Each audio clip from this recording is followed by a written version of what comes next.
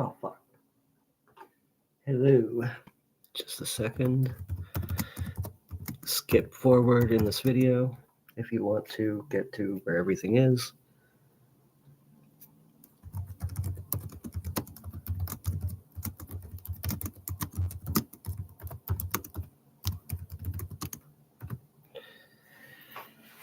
And press the CC button to see the words on the black screen. All right. I had to put this into a PDF to put on like Speechify or whatever. We're going to start at page 23 where I was and just go up to chapter 12. This is a really rare book that is hard to find. He was involved with the case and he wrote this book. So here we go. I'd freaking pay for this. Courtney should have. Electrician's visit. He went over the discovery in the loft. He confirmed fire had pronounced the body deceased, and the officers recognized the victim as Corey Fontaine. They also found the suicide note in the room. Fontaine still had a rigor mortis grip on the shotgun, and next to his body was what most likely would turn out to be a heroin fit kit. Homicide detectives were responding to the scene because they were ordered out, but the death did not appear suspicious at this time. This could all change after the detectives and medical examiner had a chance to take a look and offer their opinions. "Roger that," said Burgess. "So, how much of this can you tell the media?" Burgess skewed her mouth to the side as she thought. "About half. The medical examiner releases names of the deceased, not us. So I'll go with it being a white male in his 20s, deceased, a weapon involved, possibly narcotics involved, with no suspects at large. You can get away with as little as that. They'll pepper me endlessly for about 20 minutes and have me rehash what I've already told them 15 or 16 times, seeing if I'll slip up and add more. They'll be curious about the homicide unit's response, trying to read something into why they would be coming out to the scene. They're coming because we want to make sure we aren't missing anything. That's good, Sarge. I'll go ahead and use that and say, we're having detectives respond out of an abundance of caution. They should like that. Make sure you don't capture the detectives' grumpy faces on tape when they finally show up. Those guys are all adults. They should know how to get along in the playpen by now, if they want to look unprofessional. There's nothing I can do about it. Your life is nothing but glamorous, Megan. Tell me about it. But given who the victim is, the networks and CNN will pick this story up in a puppy's heartbeat. We'll be national within the half hour, which means Kim is going to hear about it wherever she's at. 40 minutes later, 2 blue vans drove up and added to the cluster of vehicles at the top of the drive. One van carried a sergeant, 2 lieutenants, and 2 detectives, while the second van had 2 more detectives and contained the unit's crime scene processing gear. Handshakes were skipped, replaced by reluctant nods of acknowledgement from deadpan faces, a clear case of alpha dogs reminding others of their status in the pack. Barnett ground his teeth quietly while Sergeant Carmen approached him for a briefing. His 2 lieutenants hung back behind him, remaining close enough to hear but not confuse who was actually in charge of the scene, despite their higher ranks. Barnett deferred to Officer Dixon, letting her speak for them, recapping what he'd already told Megan Burgess. If Dixon missed a key point, he would chip in with additional information, when and if necessary. Sergeant Carmen's bulk resembled a football lineman put out to pasture. Everything about him was overly large, except for his soft voice. He towered over the others at the scene, nearing 6 feet 3 inches or more. He was easily 380 pounds with heavy jowls and a perpetually red face. He gazed stoically at Dixon as she spoke, his face giving no indication as to whether anything she said was of particular interest to him. When she finished, he asked for details about the mothers. Lad B, W Kadi, W Shock, Go, Afu the PP. Vasan Rada equal to XX, TLDWN, Mayu, and Esoth, the Jora. Okay, it's messing up right now. Fuck. Just a sec. Oring the W deck. Damn it. I really have to fucking go over this. You know what? I'm just going to read it out loud. This is a really hard book to find. Damn it. Just a second.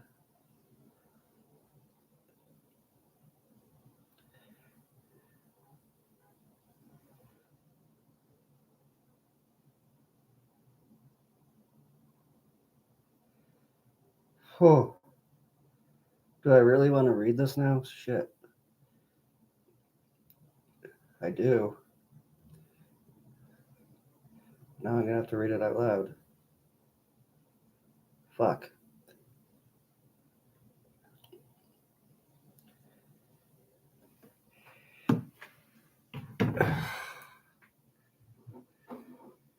This is what I'm gonna do.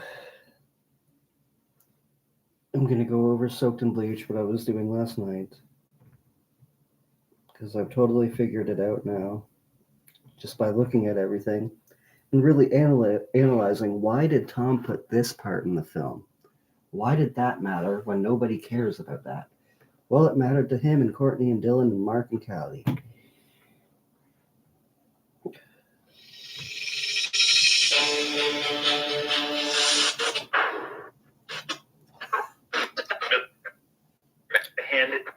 Is that good?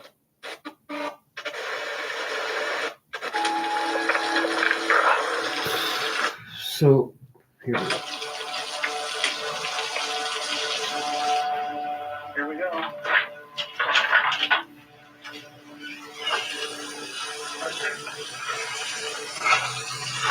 Careful.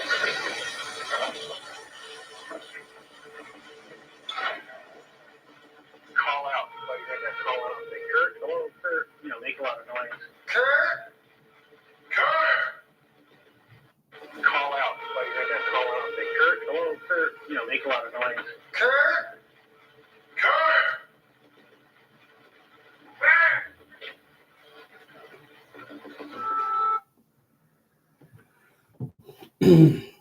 Just a second. Sorry, this is so disorganized. I'm going back to that Kindle book and I am snapshotting every page. What I literally have to do is snapshot it and then put it into a image to PDF converter, and then it will read it on Speechify. So I just have to take some time to do that. I'll get at least a chapter, and that will be quite long.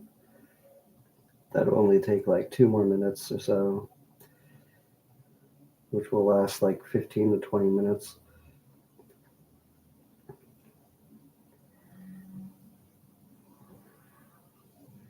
So Neil Lowe, he was on the case, like an investigator of the case, and he wrote this fictional book that even points out Tom Grant's involvement.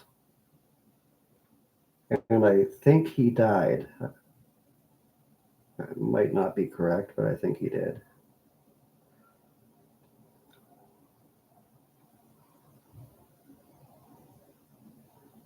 Just a second. I've almost got an entire chapter.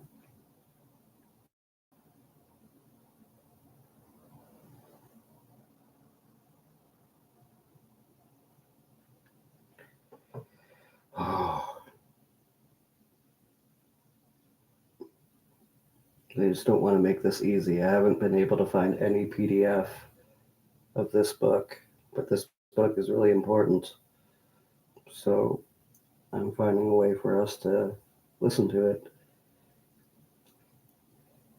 I am almost done.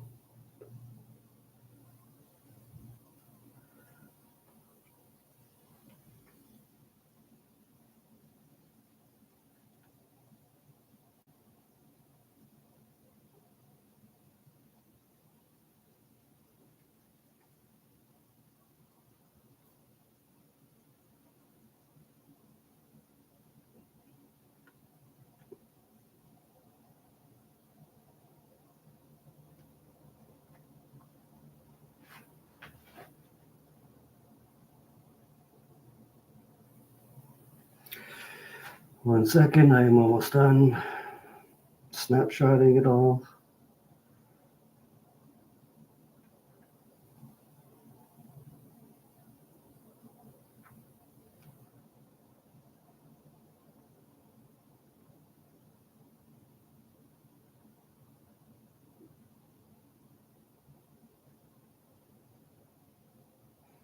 Converting it now to PDF.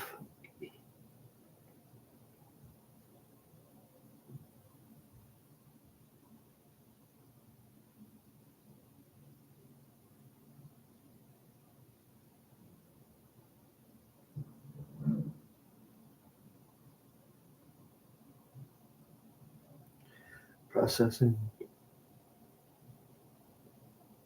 And it.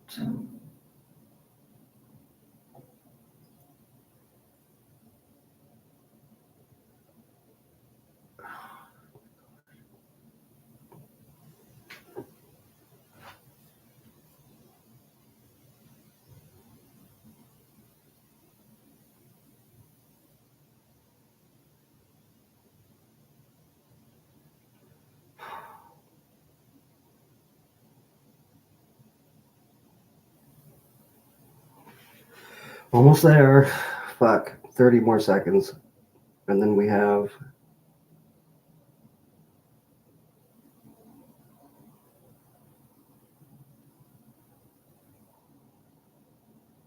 fuck.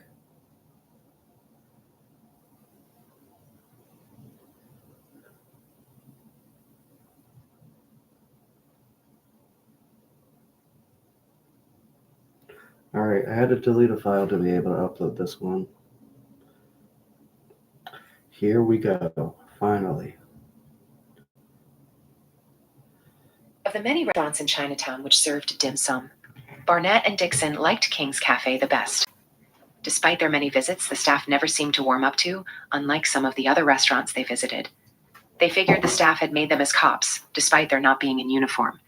They guessed the coolness might have something to do with bad blood between the department and the owner, from deep in the past. Typically, it would have to have been over-gambling or the lingering resentment of payoffs from back in the day. No matter, the service was still efficient, and the food fresh, hot, and fabulous.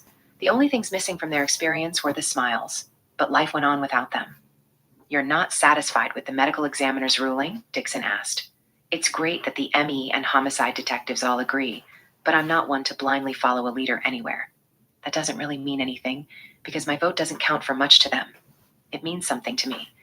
I appreciate that, Allie, but warm and fuzzy feelings only go so far. I don't get why Carmen is so stubborn about this, unless he's the one... The one what? There's been a rumor floating around detectives for years that someone on the floor has been playing by the old rules, which mean graft and corruption are still a thing. I thought all of that had disappeared when the grand jury swept through in 68. After that, we were squeaky clean, or so you'd think. No one dared step out of line because the prosecutor's office made it clear they'd no longer accept their share of the cut or turn a blind eye to criminal malfeasance. Once in a while, you hear a squeak that it's still going on out there, but on a much smaller scale and only for the detectives. I figured maybe vice or narcotics, but not homicide. Their cases draw an extreme amount of close attention, not to mention all the notoriety in the press. I don't see how they could pull off a shakedown. Besides, what favor could they possibly do for somebody to invite a promise of cash, other than to arrange for key evidence to mysteriously disappear? Or pilfer cash from a crime scene, as in snatch it off a table where the victims had been playing mahjong or tossing dice before gunplay ruined everything. You've heard something. Allie? Maybe? Spill it, girl. Work with me here. All right, but don't get excited and speed dial the Department of Justice. It's beyond the statute of limitations.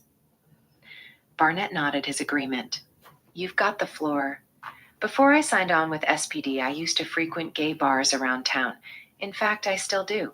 No surprise there, right? Anyway, I met my first police officer at one. She told me about something she saw up close and personal, so you know she's not lying. This is not a brother's sister's best friend knows someone who this happened to, I swear, kind of story. This is one where my friend saw the shit she's talking about. She's still on the department, but she isn't out, so I'm not going to give up her name. I'm fine with that. Do you remember a big shooting in Chinatown back in the early 80s, other than the Wami massacre? Seems to me there'd also been one at the China Gate, maybe a couple of years before, when a drug deal went bad.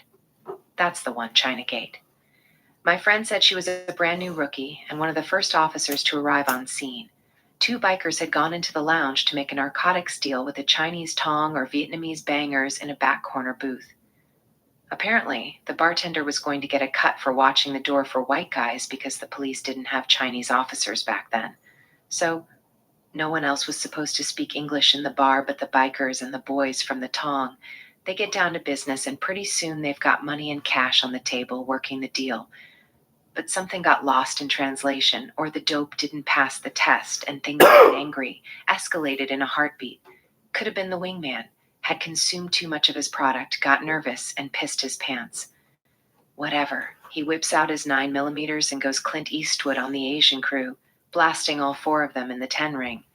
Teacups and drinks are spilled, a stack of cash knocked onto the seat, and more to the floor beneath the table.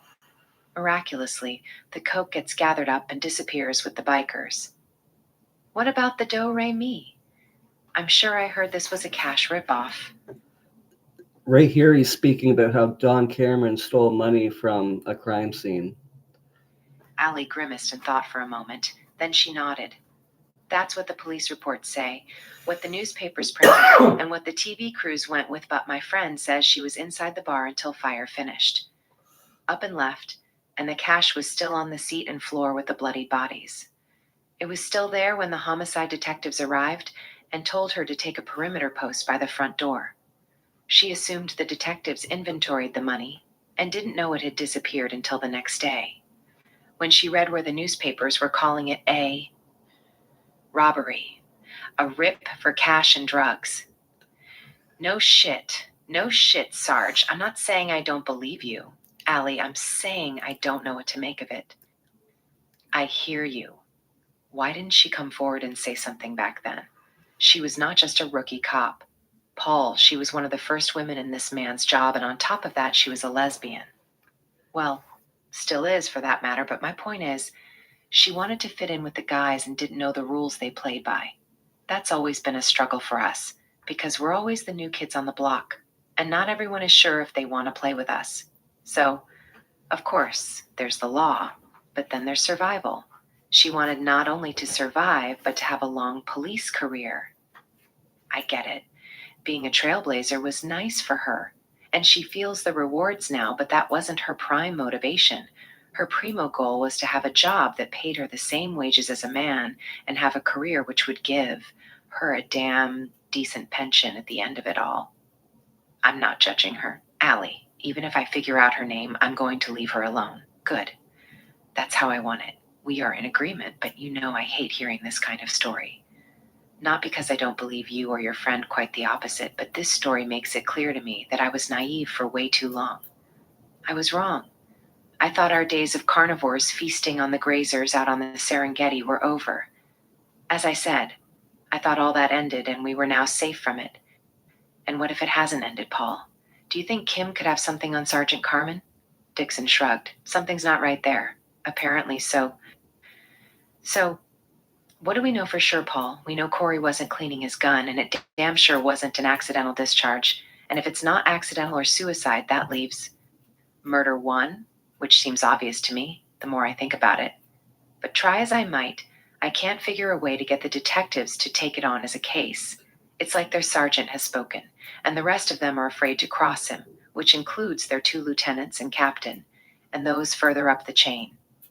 And having been around them for so long, I know they'll stick with their decision and focus any effort they expend on finding evidence which only supports their theory. So, if you bother to bring up anything new, or dare to challenge something old, in a way which is different from what they've considered, it won't stand a chance with them. Loyalty rates higher than honesty in their world. They'll never give it a fresh airing. Allison nodded quietly. Remember, Paul went on, they didn't want to come out to Fontaine's house because of Easter. It was the Friday following Easter, said Dixon. Really? Shit. My mistake. I hate shift work. I never know what day of the week it is. I almost always have to ask someone what day it is. My ex-wife teases me about it, and it's embarrassing as hell. Anyway, Captain Farmer had to round the detectives up and order them out from whatever they were doing. They didn't want to come and made a big fuss about it. Stood around our scene with their arms crossed, like they were put out. Must be why I thought it was Easter. They had been at Starbucks inside Columbia Tower. Unlike yours and my breaks, theirs run an hour or more. I used to be guilty of that some days. I had coffee with them during another lifetime, but Farmer only called them because of Corey's celebrity status, and Tanner asked him to, as a favor. You saw how they acted in the loft. It was like they couldn't be bothered. They gathered in a circle, leaned against the potting trays, watched us do all the work, and we took all the photographs and wrote the major incident report. We processed the scene, not them, but if there was an arrest to be made, they would have sure stepped right in front of us and taken all the glory, just like the FBI is famous for doing. So, you're thinking Kim killed him? Because it's always the spouse, right? Either her or someone she paid to do it. She had the most to gain. Estimates are coming in now that the estate could be worth well over $500 million, and it will only continue to grow. That's a lot of motivation. The amount of heroin in his system was reportedly off the chart, according to the morning paper. Why is that? And if it's true, why the shotgun blast? Why the overkill? We don't have access to the autopsy reports, since it's been ruled a suicide. Why not? She asked. Only the family gets to see them, so there's no way for us to tell what was really going on. According to the Seattle PI and other rags, the heroin level was somewhere between 150 and 225 milligrams per liter, depending on who you read. I'm not sure I believe any of them or know what those levels really mean, but either way, that's a lot of horse for someone to pump into his arm. It could be the equivalent of 2 and a half hypodermic needles. And if that's true, how'd Corey pull it off? How could anybody pull it off? He'd need a crock pot, not a spoon, to cook that much shit. Yeah, no kidding. And if he'd pumped that much crap into his arm, how'd he still have the wherewithal to roll down his sleeve and tidy up the place afterward? He packed and put his fit kit away, like a little boy at scout camp, getting ready for inspection. The kit included the rubber hose, the needle, the spoon, and he did it all before sticking the shotgun in his mouth and swallowing the barrel. Why would he pack up all tidy like that when he's famous for being a slob? Being a slob was more in keeping with his nature. We know from his house he certainly wasn't a neat freak. And why would he leave the kit for the police to find like it was a pointed message to us of some kind? Too obvious a message, if you ask me. Why wouldn't he toss the whole shit pile over the fence into his neighbor's hedge, especially if he were still planning to follow through with shooting himself? And if he's doing all this above the garage, why didn't he just climb inside his damned car, which was parked below, turn on the goddamn engine, and let the carbon monoxide and dope take him to La La Land? It would be an easy peasy way to go. Why the shotgun? Allison shrugged. There are a lot of whys in what you're asking. Paul, yes, indeed, and I'll probably come up with a dozen more. Maybe you should write them down in a journal and keep track. I am. It's how I think and process the important questions in my life. There's a lot to be said for journaling. Agreed, but as I was saying, by all accounts, there were a lot of drugs in his system. Despite that, Corey managed to plant the shotgun firmly between his heels while sitting unsupported on the floor, not propped up against anything, like most people would sit. And then he's still capable of squeezing off the fatal blast. How'd he keep his mental faculties together to do all that, despite all the black tar running through his veins? He was still capable of completing a complex task, one that required multiple steps and a modicum of coordination. How'd he do it? Allison shrugged and shook her head. When I had surgery on my hand 2 years ago, Barnett said, the doc asked me to count down from 10 so he could tell how the anesthesia was affecting me. I didn't make it to number 7, so I can't possibly comprehend how Corey could function with massive doses of dope in his system. And Corey is obviously Kurt Cobain. He should have nodded off and died from the overdose, never mind the shotgun. Allison took a sip from her teacup and smiled encouragement. So, why do you need the shotgun blast to the face? Barnett asked. It actually seems more symbolic than anything else. Like whoever the shooter was assuming it wasn't Corey intended to send a message to others. Like gangsters do, or grudge holders. Did he or they figure that erasing his face was a must? Did they have to destroy his head, making absolutely sure there'd be no way he could survive this event? What about naloxone? Asked Dixon. Could it be that someone was worried he might get found and resurrected?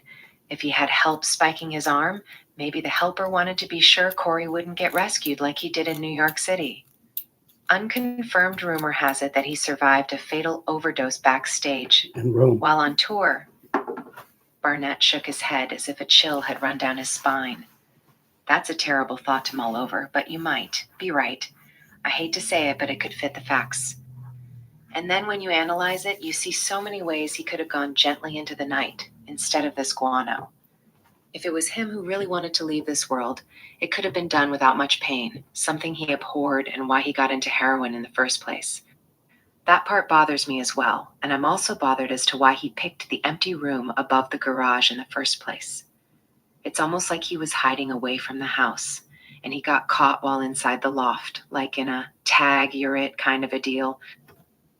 Agreed and remembered this was his home, bought with dough that he'd made from his music. It wasn't from a trust fund. So why didn't he do the deed inside his place? Unless, like you say, he wasn't inside because he was hiding out and didn't want someone in particular to find him. Would that be the private detective or Kim Darling? Sure does make you wonder, said Barnett.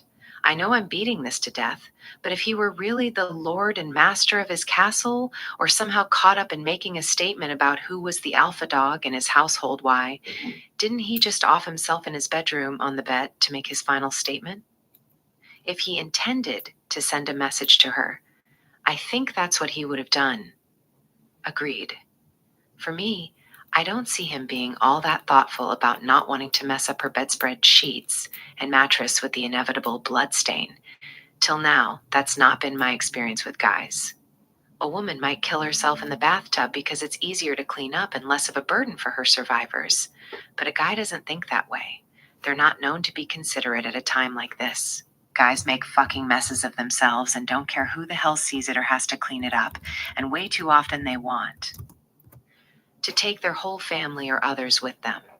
They're not just angry with themselves, they're angry with everyone who made them feel the way they do. We are in agreement, Sarge. I'm sensing there was anger in his death, more so than self-loathing. I'm actually with you on that, said Paul. Death by destruction in a vacant greenhouse seems more convenient for her, not so much for him, and this way she doesn't have to live in a house of horrors that would become an extreme biohazard. The greenhouse could be hosed down with a nozzle and forgotten about. There wouldn't be a reason for her to ever go out to the loft again. And really, I don't see her as a Peggy the Planter type of person in the first place. But how would we investigate this? Asked Allison. I know that's what you're thinking. Homicide detectives would hear soon enough we were sniffing around on a case they'd written off, even though they officially never considered it theirs at the get-go, or at any time ever for that matter. They're not going to like your nosing in on what should be their business. Career-wise, you'll definitely be on the outside looking in, from here on out, all the way up until you pull the pin, turn in your badge. I'm aware of that. And we also have the problem of the medical examiner, Doc Hargraves, who did Corey's autopsy. He's known for promoting punk rock acts as a side gig. I don't know if he still does that sort of thing, but he might. That would be Nicholas Hartshorn. He promoted Oblivion early on, getting them into the Central Tavern. And I believe he's the one who gave the suicide note back to Kim. And so now, without the original document, a handwriting comparison isn't worth squat. The experts can't compare photocopies because those don't show pressure points and hesitations marks, like when someone's drawing a signature. I remember a lot of that from the academy, but then, you figure Kim has half the department's upper brass on speed dial, including our good Captain Tanner. This seems like a fool's errand, Paul, so why do you want to work it? Is it because of Corey as a human being, or because you think Kim's a skanky doper, and you can't stand to think she won the door prize and got away with killing the man she'd grown tired of while getting to keep all his money? She'll be better fixed than old Yoko. What's her name? It's about my ideal of justice, I suppose. Nobody gets a free pass for murder in my world, especially if they paid to have it done, while outfoxing all those around them, or if they manipulated everyone else involved in their scheme to play a small part to make it happen. Right. Kim may come across as ditzy, but she uses her money, and the power it provides her like a playground bully, pushing others around, threatening them with lawsuits, while Mhm. terrorizing them with public hissy fits when she doesn't get her way. I've always hated the aura of privilege, so it must be her. It fits and has got to be her. I sense evil in that woman. I Mhm. don't want to see her finesse the system into letting her get away with murder, despite the drugs and everything connected to him. From what I saw of Corey, he was a decent enough guy. He certainly cared about their kid more than she did. Yep. I felt that too, yeah. You remember the welfare check a couple months back? He was the only sane one in the house, busy getting his kid dressed for the day while she laid in bed and couldn't get up, drugged out like a crack whore, with dirty underthings wadded up on the floor. I don't think they own a laundry basket. Yeah, there were a few pair I saw, part of the squalor chic thing she's got going. Paul scoffed and then chuckled. I was about to throw a trailer park slur at her, but then I remembered you grew up. In one, but you came out aces. Allison titled her head to the side and glanced over at him. I was 17 and a half before I lived in a house that wasn't up on wheels, but then this exception to the rule wasn't really a house. It was a Marine Corps barracks boot camp. But just for your information, my parents' trailer was a double wide, which meant we were upper crust on the peninsula. But thanks for bringing that up. It's a great way to score points. Didn't mean to be offensive. I'm distracted and didn't get much sleep, so my good manners filter is out of action for the time being. No harm, Sarge, but I was suspecting you're going to be alone for Christmas since you got no one in your life right now. I thought about asking you out to visit the family with me, hang out in the trailer park with my homies. I'm sure a crack about our roots would be a real icebreaker. You'd be a big hit with everybody. Sorry, Allie. Thoughtless of me. Actually, I shouldn't be busting your chops over this. Sarge, you're a great boss, one of the best I've had, in or out of the Corps. Hold my teacup while I blush. Oh, never mind, the moment's past. Dixon grinned and shook her head. If you don't mind my asking, did your marriage end because of this job, or was there another woman? Somehow I don't see you as another woman chasing kind of guy. As she put it, I was more interested in making sure the world was safe for everyone but her. Dixon nodded thoughtfully. Don't know if this helps, but it was the same in my world. A lot of things worked between Barbara and one, but then it got down to the hours, overtime, and carrying a gun. Everywhere. She thought the job was jading me. I was no longer who she thought when we'd hooked up, or she finally figured out she could never change you. Exactly, Sarge. It's probably the common Achilles heel in our world. Despite the differences, our experiences are similar, and at least you're teachable. You don't give me any shit about being a dyke, although I try not to make a big deal of it. Guys know or suspect, for the most part, whether I say anything to them or not. Seems like most of them want to hit on me at first blush, convert me to their way of thinking, or they go the opposite direction and keep their distance, like I've got something they might catch. At least you've got my back, and I feel safe working in the precinct. Barnett nodded along while she talked. I think there was a compliment in there. Thank you for that. I don't do many compliments, Sarge. I mess up the delivery more often than not. So I usually skip them altogether. Same, same. I'm sure that's why I'm divorced. But back to my point. It looks like Corey got the raw end of this deal, and that's not right. Certainly not fair for him. Everyone should have equal footing dealing with life, and our job is to make sure that they don't get blindsided. We want to give them a fair fight in life's boxing ring. The rich kids or bullies don't get to win all the time, not if I'm around. Do? So, what do we do now, Paul? What are you going to? We could stand around, wait patiently, hands in our pockets, and watch her suck oxygen out of the universe, hoping she has a come to Jesus moment and comes clean about what she's done, but that's not likely going to happen. But for now, while she enjoys life on Corey's money, which he no longer gets to do anymore, that continues to bother me. I don't see any value in long-term waiting and watching because she doesn't run in our circles nor we in hers.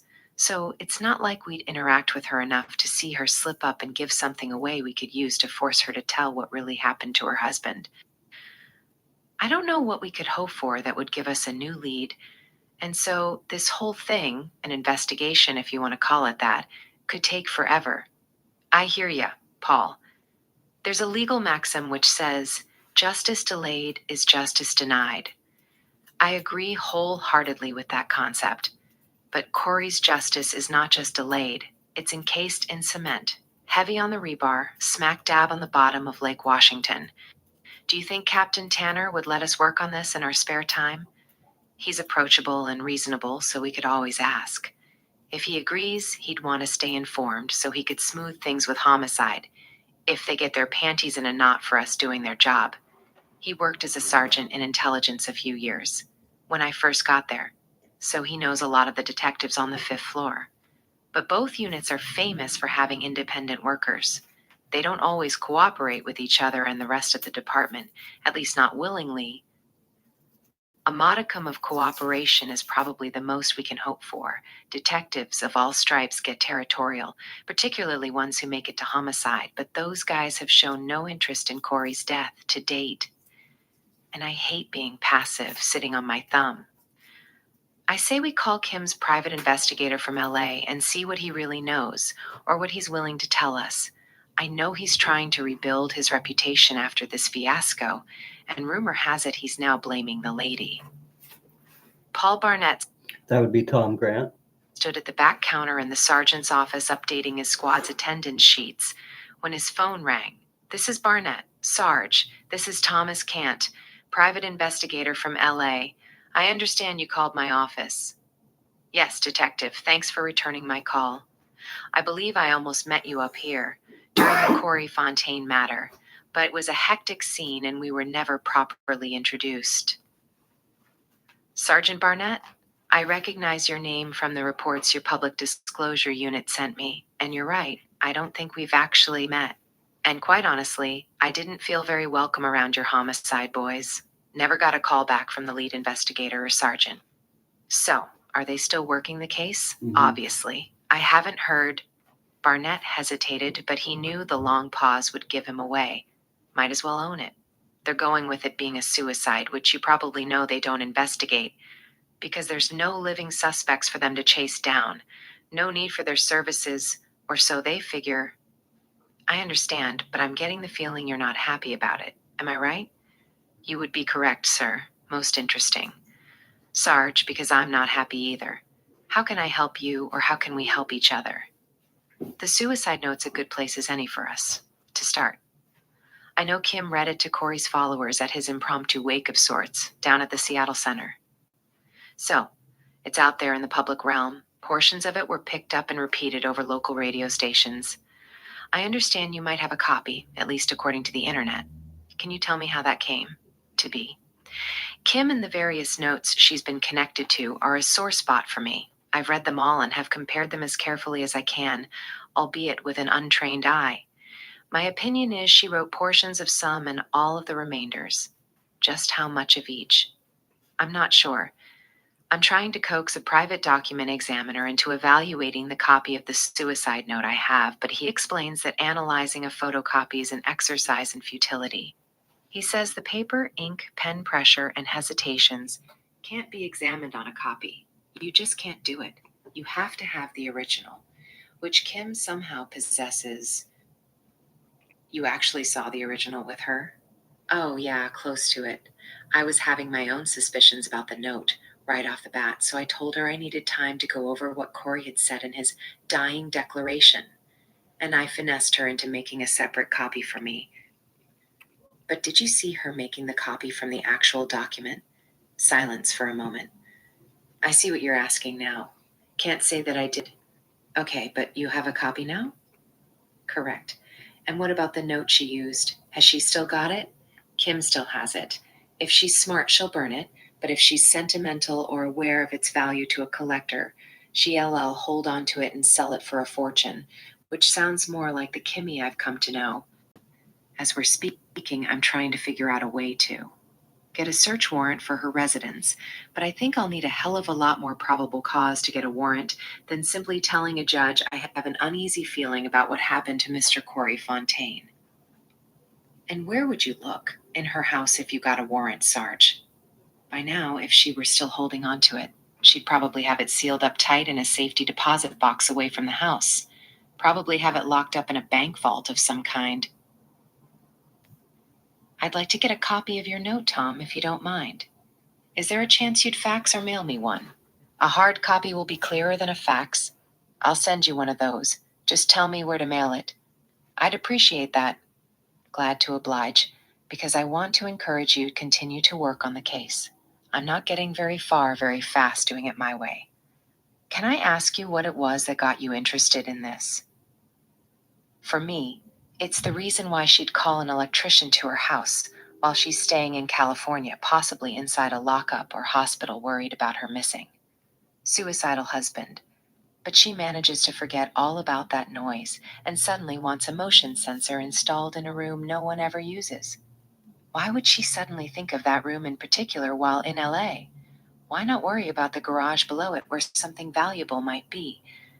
I understand it doesn't have a sensor either. The loft was a vacant room, for God's sake. Why decide it's suddenly pressing business? Other than it might ensure someone found Corey's body before the smell of death proved too much for the neighbors. I'm suspecting that's what her motivation for the call was all along. I think she was getting antsy and needed to have Corey's body found, because it had already been a couple of days. Excellent point, Sarge. Now I'll leave you with another fact to keep you motivated.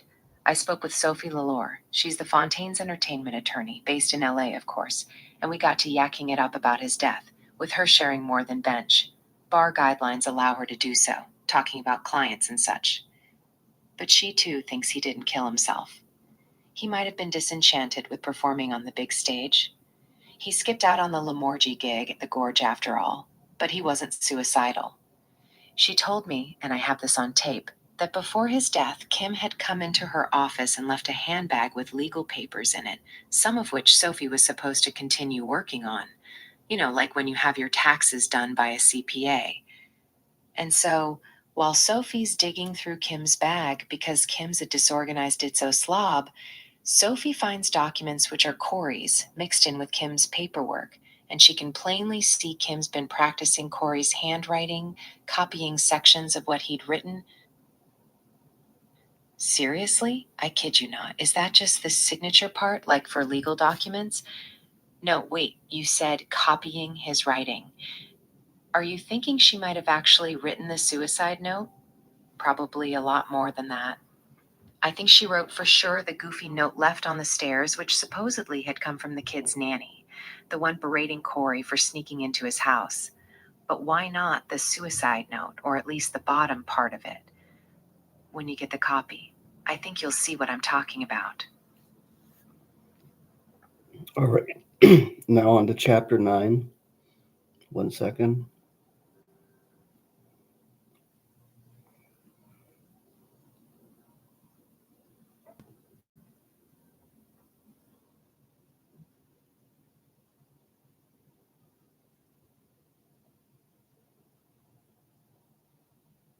Chapter 8. Here we go. Sorry, my voice is so bad right now. Captain Gabe Tanner slipped at his desk as he sifted through the morning mail, sipping off caffeinated Starbucks drip coffee. He'd been rousted out of to work on a briefing for a death investigation his officers had worked on again, without help from the homicide detectives. He'd already consumed too much Java to consider adding more to his system. Too much caffeine, combined with interrupted sleep, gave him the jitters and made it difficult to concentrate. He couldn't give problems the attention they deserved, but without the coffee, he might as well adjourn to the couch for a long nap. Donna, his secretary, didn't bother to knock on the open door after arriving at the office, just leaned in and waited for him to gaze up. He felt her presence soon enough and nodded her a grin. When their eyes met, she shook her head with a playful scowl before exchanging greetings. Pleasantries aside, she was about to send more bad news his way. One, have Kim Darling on hold. She's been asking for you. Do you want to pick up your line? Or should I tell her you're in conference with the deputy mayor? Tanner scowled benignly and cocked his head to the side, taking a moment to think. This is way too early for Kim to be up and about already. Could she have found out about last night, or do you think this is a coincidence? Donna scrunched her brow and shook her head. I don't see how she could know this so early. When? Officer Dixon and Sergeant Barnett didn't know who the dead girl was until they were ready to leave her apartment, which was barely an hour ago. Did she say what she wanted to talk about? He asked. Donna shrugged. as if she didn't care what Kim Darling wanted. Kim's reputation preceded her. She was well known for marching over worker bees in the precinct, as well as headquarters and the mayor's office. More grieving widow pretension is what I suspect. Somehow it's all going to be about her. Tanner chuckled, shook his head. You know as well as I do that if I don't talk to her, she'll jump the chain and call the chief's office. And if she can't find anybody who'll listen, she'll whine to Rolling Stone about how the Seattle PD doesn't appreciate her and Robbie anymore, and he's halfway to becoming an orphan. One don't care who that woman is. You ask me, she still belongs inside a single wide, chained to a sofa in the back. Her trailer should be up on jacks parked down a dirt road next to a swamp where things crawl around on their bellies. But that don't stop people from jumping to attention when she smacks her gum or snaps her fingers, which is plain rude if you ask me. She's getting a lot of mileage out of her husband's death, just like that Yoko Ono did with John Lennon.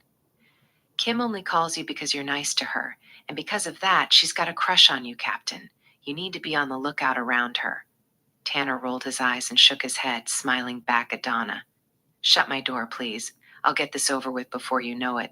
After Donna shut the door, Gabe stared at the blinking light on his phone. He exhaled, sucked in a lungful of electronically purified air, reached out, and pushed the flashing button. He rolled away from his desk, spun around, in his chair, and put his feet up on the credenza behind him. He palmed the receiver and held it in his lap for a final moment of peace. He closed his eyes and brought the phone up to his ear. Good morning, Kim. Gabe? You're not going to call me darling or Kim darling after all we've been through together? Even though it's your last name, darling seems overly familiar, don't you think? I suppose I could call you Mrs. Darling, but you've corrected me on that, though I'm too tired to remember why. Darling's my family's name, so in my world, Mrs. Darling would be my mother. Most people assume I'm Mrs. Fontaine, or now the widow Fontaine, but Corey and I were never into the man and wife thing. I never took his name, and he didn't take mine. He was all about keeping it real. Equal footing, no captivity. There's a lot to be said for equality. Truth is, Gabe, we got married on the beach in Cancun on vacation, and we're both too fucked up to quibble over vows or quote scripture. We sure as hell didn't write anything down. We were kids in love. What can I say?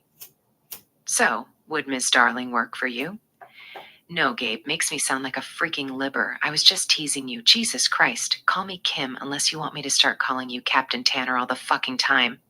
Tanner had caught the slurring in her voice and figured, given the hour, she might have been up all night. This wasn't a wake-up call, it was her nightcap call. Her profanity was racing along at double what he was used to hearing from her. So either she wasn't feeling much pain at the moment or something was really bugging her.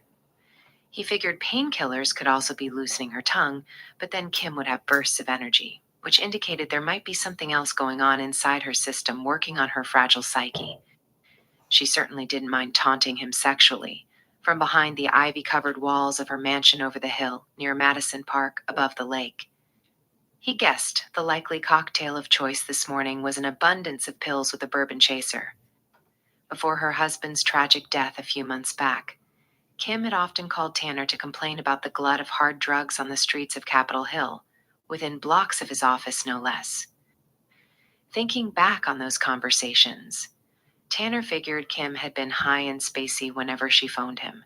So in her mind, it was okay for her to freely chip with drugs, but nobody else could, because she felt she could handle what they did to her body. She had them under control, but didn't want Corey messing with them, especially with heroin, because he'd become a full-blown junkie. Corey had openly admitted during a magazine interview to using heroin to deal with his chronic abdominal pain. Rumor had it that Kim had turned him onto it, giving him his first injection, a form of bonding when they were dating. Opiates of any kind were the only effective medications, whether legal or not, which gave relief for chronic pain or the memory of pain. Capitol Hill had satisfied much of Seattle's hunger for opiate-based drugs, like oxycodone and Vicodin, which were commonly overprescribed and considered the new gateway drugs to addiction. Because opiates worked so well, Corey would use heroin or whatever substitute he could before and during his performances, which created problems for his act. He needed to be able to get up on stage and perform in a credible fashion to keep the customers buying records and his signature flannel shirts, now carried by Nordstrom's. Frederick and Nelson, and other high-end retailers who knew where the fashion dollars were.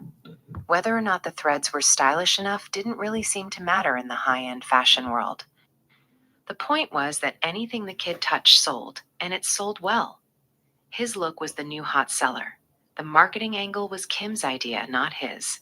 And Sub Pop Records didn't care a lick about artistic integrity and consistency of message, despite what they said when courting new acts to sign with them. They just wanted a large percentage of the dough and a ride on the gravy train as long as they could get away with it. Fans of grunge didn't demand polish and perfection from their performers. Drug use was to be expected among the talented and not so talented. How else could a lost generation deal with its angst, other than through music and drugs, the accessible great escapes? Having a flexible standard was good for their acts, too, because fans didn't expect prim and proper and weren't judgmental of their performers. If people wanted choreographed moves and synchronization, they could always find the temptations of spinners singing Motown oldies somewhere. Corey's band, Oblivion, was all about the music, which was primal and at times discordant. The lyrics came in second place. Harmony lagged in third and wasn't all that important, except to Corey, but he didn't push it on his mates. Harmony could distract from the purity of the experience, like removing the patina of dust from an old bottle of wine, a treasure from the wine cellar, proud of its age. Before Corey's death, someone in the know tipped Rolling Stone to the fact that the savior of rock had overdosed on the Big H while backstage in New York City, getting ready for a performance at Madison Square Garden. He'd passed out on the couch and was unresponsive when frantic banned. Members summoned Kim, who'd been relegated to the executive suites. At this point, fractures in their fragile relationship were apparent to everyone around them. They argued and fought openly. Corey made it clear he didn't want her hanging out with him or the band, either backstage or while they were performing. Seeing him sprawled out, nearly in a coma, Kim sized up the situation and administered naloxone, saving his life. Not only did Kim revive Corey, but he returned to the stage and finished his gig, playing to an oblivious, sold-out crowd. Corey's miraculous revival had an unintended consequence in that Corey now figured he'd cheated death, and had risen from the dead, Lazarus-like, and therefore he had attained invincibility. Recklessness didn't matter. Heaven wasn't holding a reservation for him yet. Nothing could kill him, not even heroin, or so they all thought. This euphoric feeling lingered a few weeks past the near-fatal episode. Rolling Stone could never corroborate the lead, so they didn't run with the story and eventually killed it. Kim threatened to sue if the paper reported disharmony in their marriage, or if they suggested what happened was a suicide attempt, inferring Corey was desperate to get away from the scorching glare of the spotlight, and possibly away from Kim in particular. Kim was counterculture not because she loved Corey or was true to his message's imperative meaning, but because claiming to be against the grain was where money was at for the time being. Despite a notable birth of sorts, she was at heart a black-clad refugee with too much mascara, riding the current wave of teen angst. "If I was looking to score a horse right now," she'd told Tanner on an earlier visit, "I'd have absolutely no trouble finding it. Even if the people on the hill had no idea who I was, I could walk out the door of your precinct right now and find what I wanted in less than 10 minutes. I can find shit on Broadway easier than an acne-faced kid can score marijuana, and that's fucked up, man. Heroin's going to ruin a lot of lives. It already has. Take Mia Zapata, Jimi Hendrix, and Corey, for instance." Tanner was well aware that on Seattle's Capitol Hill, drugs were to be expected in and around the dynamic scene, which was giving birth to the new rock gods. When police found Corey's body, sprawled backward on the floor in the potting shed above his garage, with a one-handed grip on the shotgun, the whispers on the toxicology screening reported he had a large presence of heroin in his system, along with diazepam. Not even a full year before his death, police found Mia Zapata's murdered body at 21 and Fur, just south and east of Capitol Hill, where it was believed she was scoring dope after a late evening performance. Her murderer was still at large, and community pressure on the department continued to be strong. Instead of scaring young adults and teens away from drugs, the tragic deaths of their rock heroes only added to an already fatalistic view of life. No one gets out of here alive. You may as well enjoy it to the hilt while you're here. Okay, we're back to calling you Kim, said Tanner. What can I help you with today, Kim darling? There, you finally said it the way I like to hear it. You're so sweet, Gabe. Sure, Tanner thought. I just let her manipulate me again, in my own damned office, even after I saw it coming. Are you calling about Corey? He asked, hoping to distract her if she'd somehow received a scoop on the pending news story his officers were working on in the write-up room in the back. Since there were no news crews in the lobby, Gabe was. Playing a hunch, he still had time to gather more facts about what happened and get it right for the first briefing with the press, avoiding the need for updates and the requisite corrections to a hurried story. People in the press expected and demanded accuracy. Updated corrections after a newscast smacked of incompetence and hinted at cover-ups. For Gabe, haste not only made waste, it made for canker sores and acid reflux attacks common to police commanders. No, not really. Kim's voice drifted away. The precinct was within an hour of briefing the Public Information Unit, so they could send out the news release to all the media outlets at the same time. That was how the PIO insisted on playing it, but giving Kim what she wanted now might also work in his favor in the future. He decided to go with his instincts. Then this must be about Justine Pratt. Yeah, Gabe, it's about Justine. How come I have to hear about it from fucking Kiro Radio? Why am I not hearing about it from you? Kiro? How could that be? Gabe thought. Who the hell blabbed to them? Tanner made a mental note to have Donna listen to Kiro and see what they were reporting. You're hearing about it from me right now, Kim. You're the first one I've spoken with, other than Justine's family. I just got off the phone with them. We're required to take care of them first, right after they get the news from the medical examiner. You know the rules about notifying next of kin and how that works. You've been through it. In fact, I believe at some point you said you appreciated our discretion with how we handled your family's situation. It was the radio station you were mad at. I don't use words like discretion, Gabe, but you were grateful. Yeah, right, whatever you say. Don't try to distract me. Gabe, I'm Justine's next of kin. We were that close, trust me. Very close. She didn't give a fuck about her other family. That's why she went on the road with me and stayed on Capitol Hill, with all the other weirdos who are just like us, and we're all proud of how much different we are than everyone else in the world. And while I'm at it, you didn't call me. Buster. I called you after I heard it on the fucking radio. Exactly like with Corey, but a different station. So how does Kiro get a scoop on this? Did they recognize her address when they heard it on their scanner, or did somebody blab over the air that Justine's the bass player for Gash? That's a great question, Kim, but I don't know the answer yet. As far as we know, all conversations about who she was and her being a member of your band were handled by telephone. Landlines or cell, Gabe. I imagine cell phones. Kim, we're not the CIA, and this doesn't involve national security. You could learn a lot from the spooks, Gabe. They're smart and successful for a reason. Cell phones can be monitored, and often are. Old retired folks who got nothing to do but knit and stare at crossword puzzles, they stay up all night and monitor that shit. I'll look into that when I have a few minutes, Kim, but right now I have Sergeant Barnett in the back writing up the official report. We're not ready to go mainstream for another hour or so. Kiro is already saying it was a drug overdose. How could they possibly know that?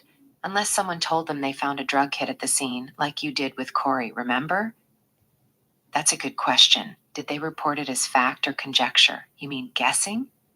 Kim paused a moment, sounded. Kim stifled a yawn, and then her voice got sleepy. Everything's still in the family room downstairs, right where he left them. I'm going to keep them all for Robbie. He'll want more than guitars to remember his daddy by. That's a nice thought. I'm going to go to bed. Gabe, I'm not used to morning sunshine. There should be a law against it. Why don't you come down after the reports are written, and you can go over them with me, interpret that legal gobbledygook you guys use, and tell me what really happened. Sure. I could do that. If you've still got it with you, would you bring Justine's journal so I can sneak a peek just to see if any of the songs we were working on are trapped inside there, waiting to get out, be liberated, and heard by the masses? I can't do that, Kim, not without the family's permission. You can be such a prick when you want to be. Gabe, a fat, hard one, you could soften up and still get the job done. Tanner nodded his head, even though no one could see him. He knew Kim was trying to work him with sexual innuendo. She'd use whatever she could find available to help her cause, subtle or not. Maybe we should just do this over the phone, said Tanner. Or I could have Sergeant Barnett drop by and brief you. But I want to see you, Gabe. I don't know, Kim. I've got a hell of a lot of work to catch up on. Take a break, Gabe. Come down to Madison Park and catch some fresh air. Give me a couple hours, Kim, and I'll be downed, but no journal. Ooh. Kim droned, like a child who'd had a privilege taken away. And one more thing, Kim. Yes, if I come, wear panties this time. What, are you kidding me? I only wear skivvies when I'm on my period. You don't like what you see? I didn't say that, Kim. It's not a proper way to conduct business. It's not like you're working the stage anymore. But clothes can be such a burden. Nudity's liberating. Guys have paid big bucks to see my stuff. So I've heard, and I've seen your pics in Hustler. You gave me a signed copy, remember? Really? I don't remember doing that. But I do remember you looking up my dress last time you were here.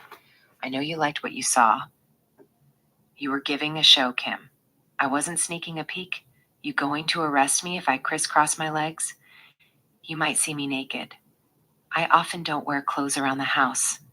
So you could pat me down, handcuff me, or spank me for being bad. I'm often bad, but you probably knew that. I bet spanking would get you excited. You don't get arrested for nudity in your own house. Kim, unless you're pressed up against the windows, showing the neighbors your stuff. You can wear whatever you want. But if you get frisky while I'm there, I'll have to cut the visit short, so there'll be no hint of impropriety. While I'm thinking of it, I'm certain the National Enquirer or some other rag has paparazzi camped across the street from your house, hiding in the bushes. I don't want to end up on a scandal sheet. I'll see you when you get here. Tanner hung up the phone and opened the bottom drawer of his desk, the one under the filing cabinet drawer, which was never large enough for his work files. Instead, he used his drawers as a personal adjunct file for letters, commendations, old memorabilia, and training certificates, things not important enough to go on a wall. He called this his I Love Me drawer. Below it was another small drawer, and in it, buried under scratch pads of yellow legal tablets, was the Hustler magazine Kim had signed and given him. It had her spread with an autographed picture, a black and white where she's leaning against a wall, naked with wrists tied by stockings to a suspended bar. Thin black leather straps, generously referred to as a play suit, came down along her sides, joined together at the hips before crossing over her lower abdomen. The expression on her face hinted at emotional rapture with a trace of submission. Tanner picked up the slick magazine and stared at the cover without focusing visually on it. He rolled the magazine into a tube of sorts, like he was getting ready to smash a spider on his desk, but then rapped it against his knee a few times, before shaking his head. This is what she wants me to do, he thought. She wants me to stare at her body as a sex object, desirable, naked, and vulnerable while she controls and seduces. Tanner threw the magazine hard into the drawer and then kicked it shut. Well, it's not going to work with me. All right, we're on to chapter 9 and 10 now. And that's exactly what Courtney wanted to do. And it's still doing on Instagram.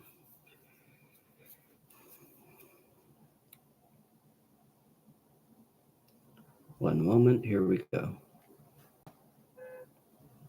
After to the medical examiner and Justine Pratt's family. Captain Tanner sat for a moment. He wasn't sure how she'd done it, but Kim's call left him uneasy feeling. Knew she was trying to manipulate him to get what she wanted. He needed a nap to regroup. Instead, he reopened his office door. He had mentioned the call from Kim Darling to the doctor he spoke with in the ME's office, who responded defensively to his questions.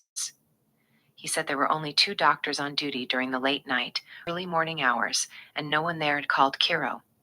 The doctor hadn't heard the story on the air yet, but then he hadn't been listening closely to the radio.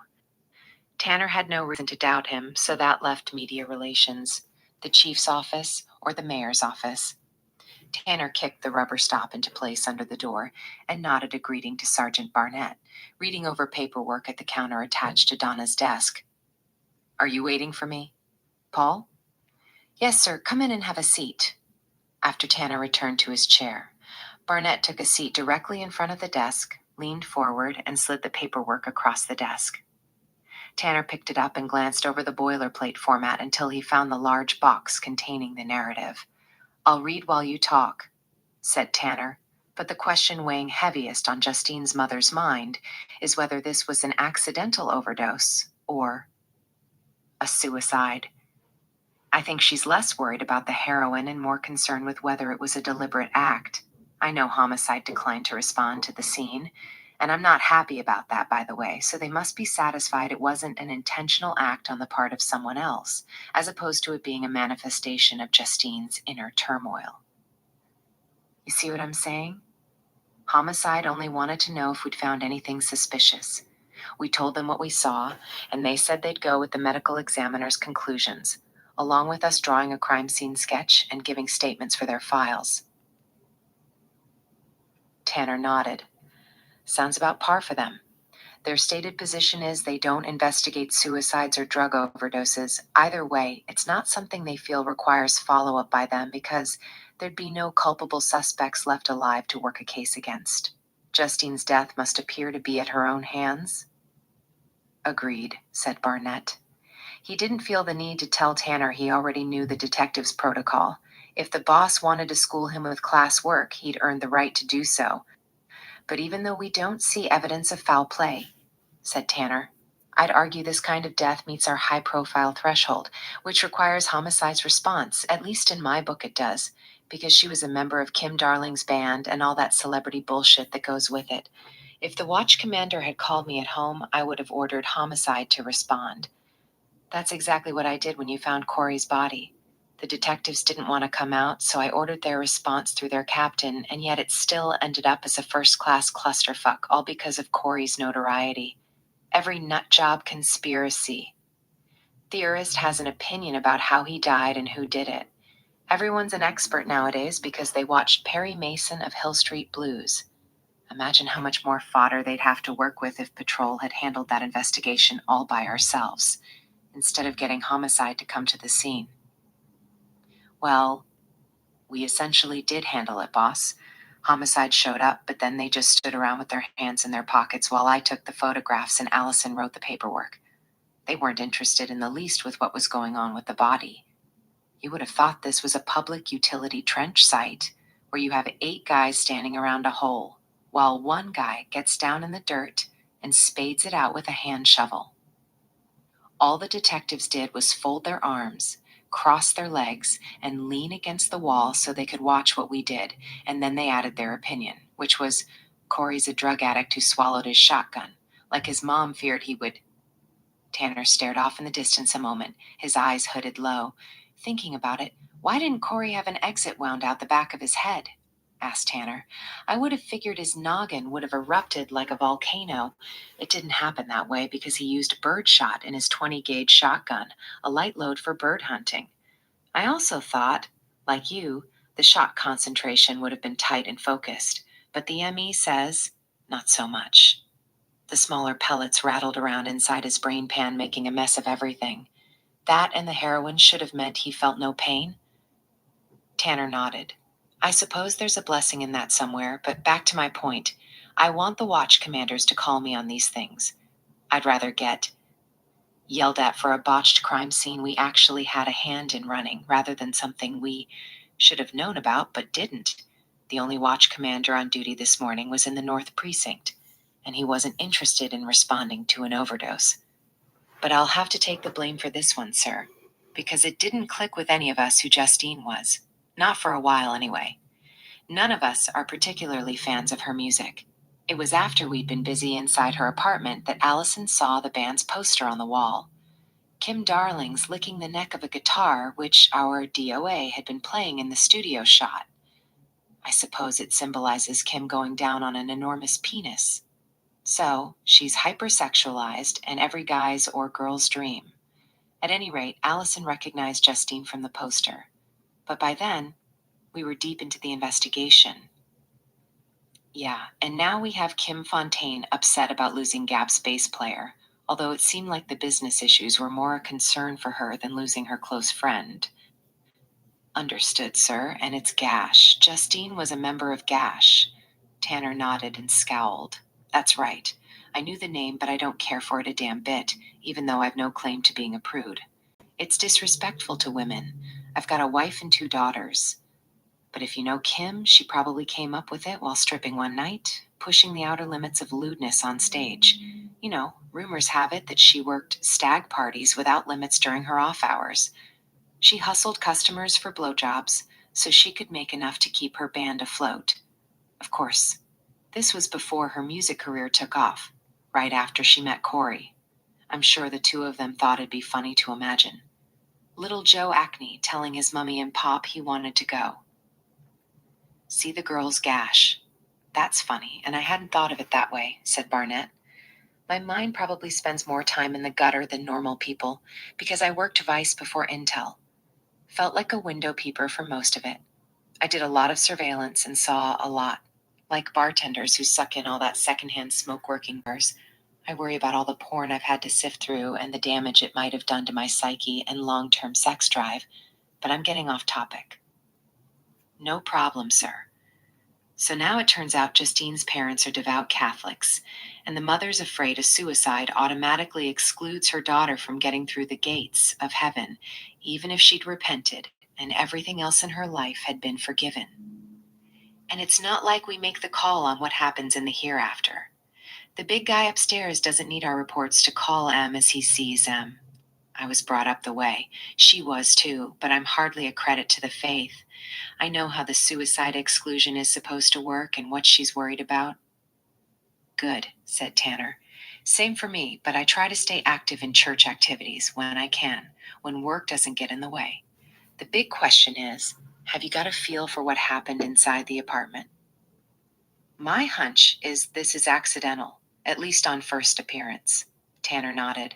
Go on. She'd been dead for more than 4 hours before the boyfriend could get it together enough to call 911. He said he fell asleep on the couch watching TV, while Justine took a bath to relax, relieve some of the pressure of her move. When he got up to pee, he figured she'd already gone to bed, but when he opened the bathroom door, she was drooped over the edge of the tub, like a wadded-up wet towel. A heroin fit kit was on top of the toilet lid. He glanced inside and found more needles. He said he didn't recognize the kit as hers and thought she'd been clean. His first thoughts were about disappointment. He figured she hadn't been honest with him. He took his leak, flushed the toilet, and then gave us a call. And of course, he's the first guy in the history of man to put the toilet seat back down after the piss. Tanner said, shaking his head. That could be his alibi to explain how his fingerprints got on the hypodermics. Barnett agreed.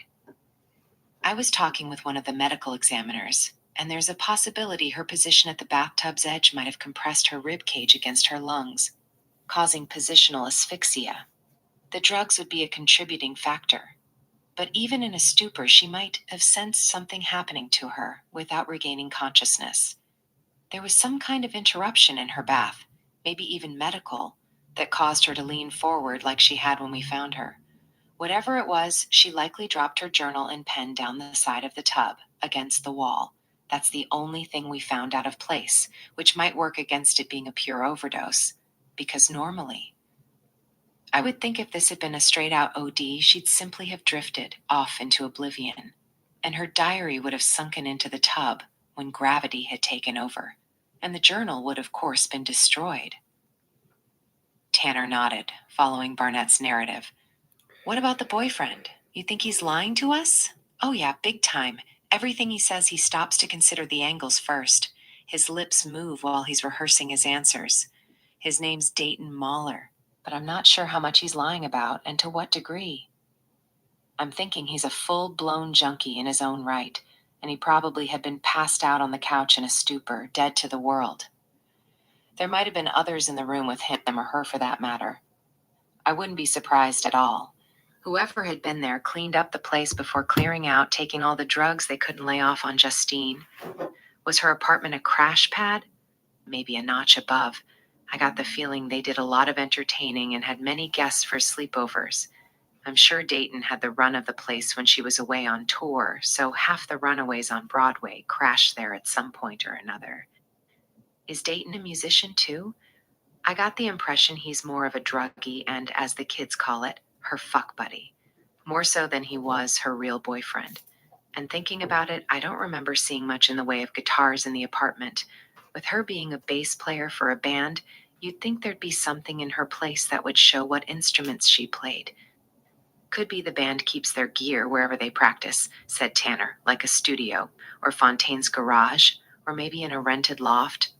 Barnett shook his head. I think they each have their own instruments and sound equipment, which probably represents the biggest investment in their lives at some point anyway. I think she would have kept anything like that close by her, not packed in a U-Haul or storage locker. Why don't you go back up and take another peek inside her place? Paul, once you're done, give me a call and put a padlock on the door. I'd hate for her wormy friends to clean everything out before the family can come out here from Michigan. That wouldn't look good at all, and it's a conversation I don't want to have. Roger that, said Barnett. Tell you what, do you mind staying after shift and making a little overtime? Not at all, boss. You're looking at a recently divorced man here. I got child support and maintenance. Overtime and off-duty work is the only way I can afford to eat. What have you got in mind? I've got to pay a visit to the lovely widow, Miss Kim Darling, and I think I'm better off having a witness present in case she gets sexually inappropriate, you know what I mean? I'd hate to run into a my word versus her word scenario. Always good to have witnesses around. You have to pay a visit to the fabulous in her own mind, Miss Darling? Tanner nodded. Have you met her? He asked. Barnett nodded in return. Oh, yeah, a couple of times. She's a peach. About a month before Corey's suicide, we had to check the welfare call to the Fontaine's place on Lake Washington to see about their kid, Robbie. When I got there, Allison was busy talking to a bunch of people on the main floor of the house. This was like 10 in the morning.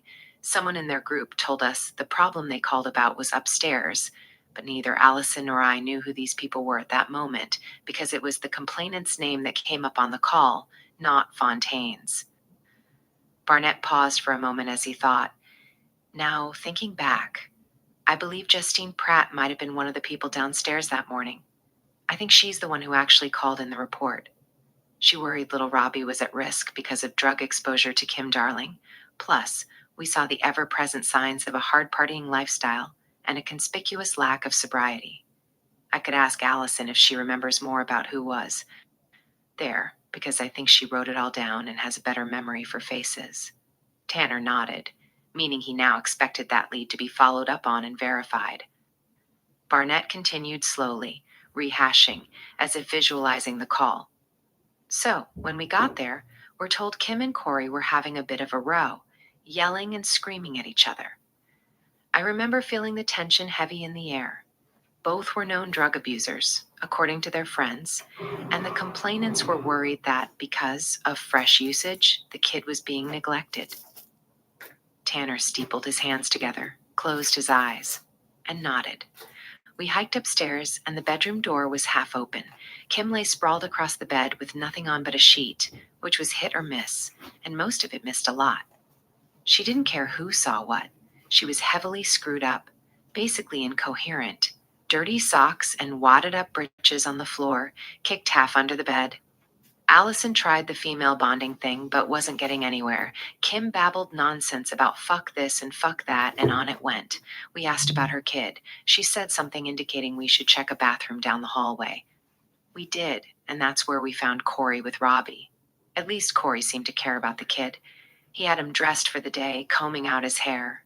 We talked to him, still not really knowing he was a famous rock star, at that point anyway.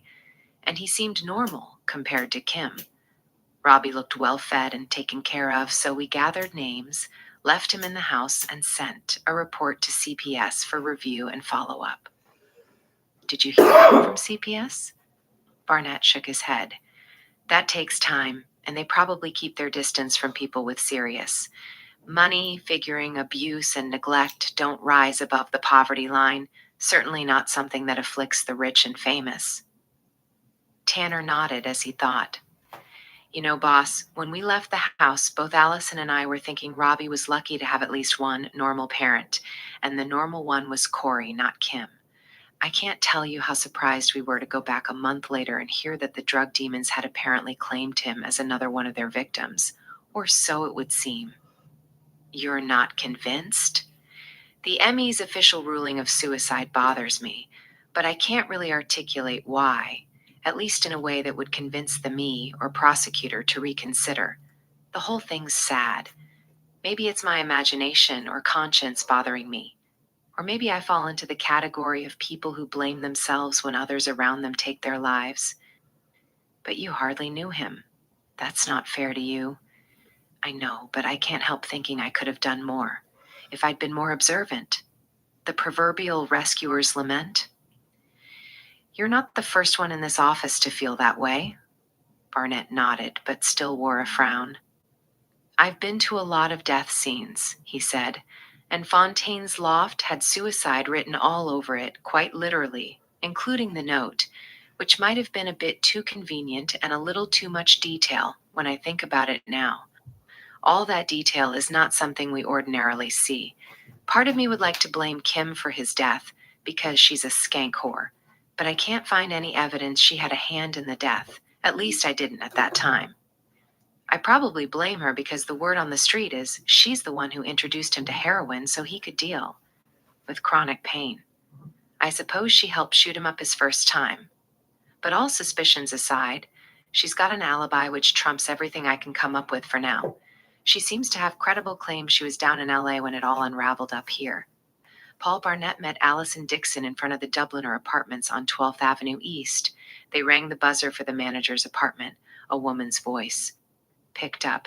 This is Sergeant Barnett from Seattle Police. We'd like to go back up to apartment 216, if you please. It's where the woman died this morning. The police, again? Yes. After you buzz us in, we'll need a key. Were you the ones here earlier this morning? The voice asked, before hacking and coughing in the distance, a chronic smoker needing to clear a passage so she could speak. That's correct, said Barnett. Don't you guys have Justine's keys? We turned them over to the medical examiner, said Barnett. The key ring's part of her personal property until the ME says differently. Give me a couple of minutes and I'll be right up, said the voice, coughing once again. While waiting, Barnett leaned against the door jamb and his head sagged forward. You look tired, Dixon said. He nodded. I had another exploding head dream this moming, loudest and most real one ever. Sorry to hear you're going through that. Could it be because this is June 6th, the D-Day anniversary? I sure hope so, because then maybe the explosions will stop. I ended up on the floor with a headache and ringing in my ears. Sounds so real, hopefully, this being the big day. Maybe you'll be past it now. 2 minutes passed and a thick-set woman with short hair and a flannel shirt came to the door. She wasn't as old as her voice made her sound. She introduced herself as Beryl Gardner. After pushing the door open with her hip, she held it wide for them.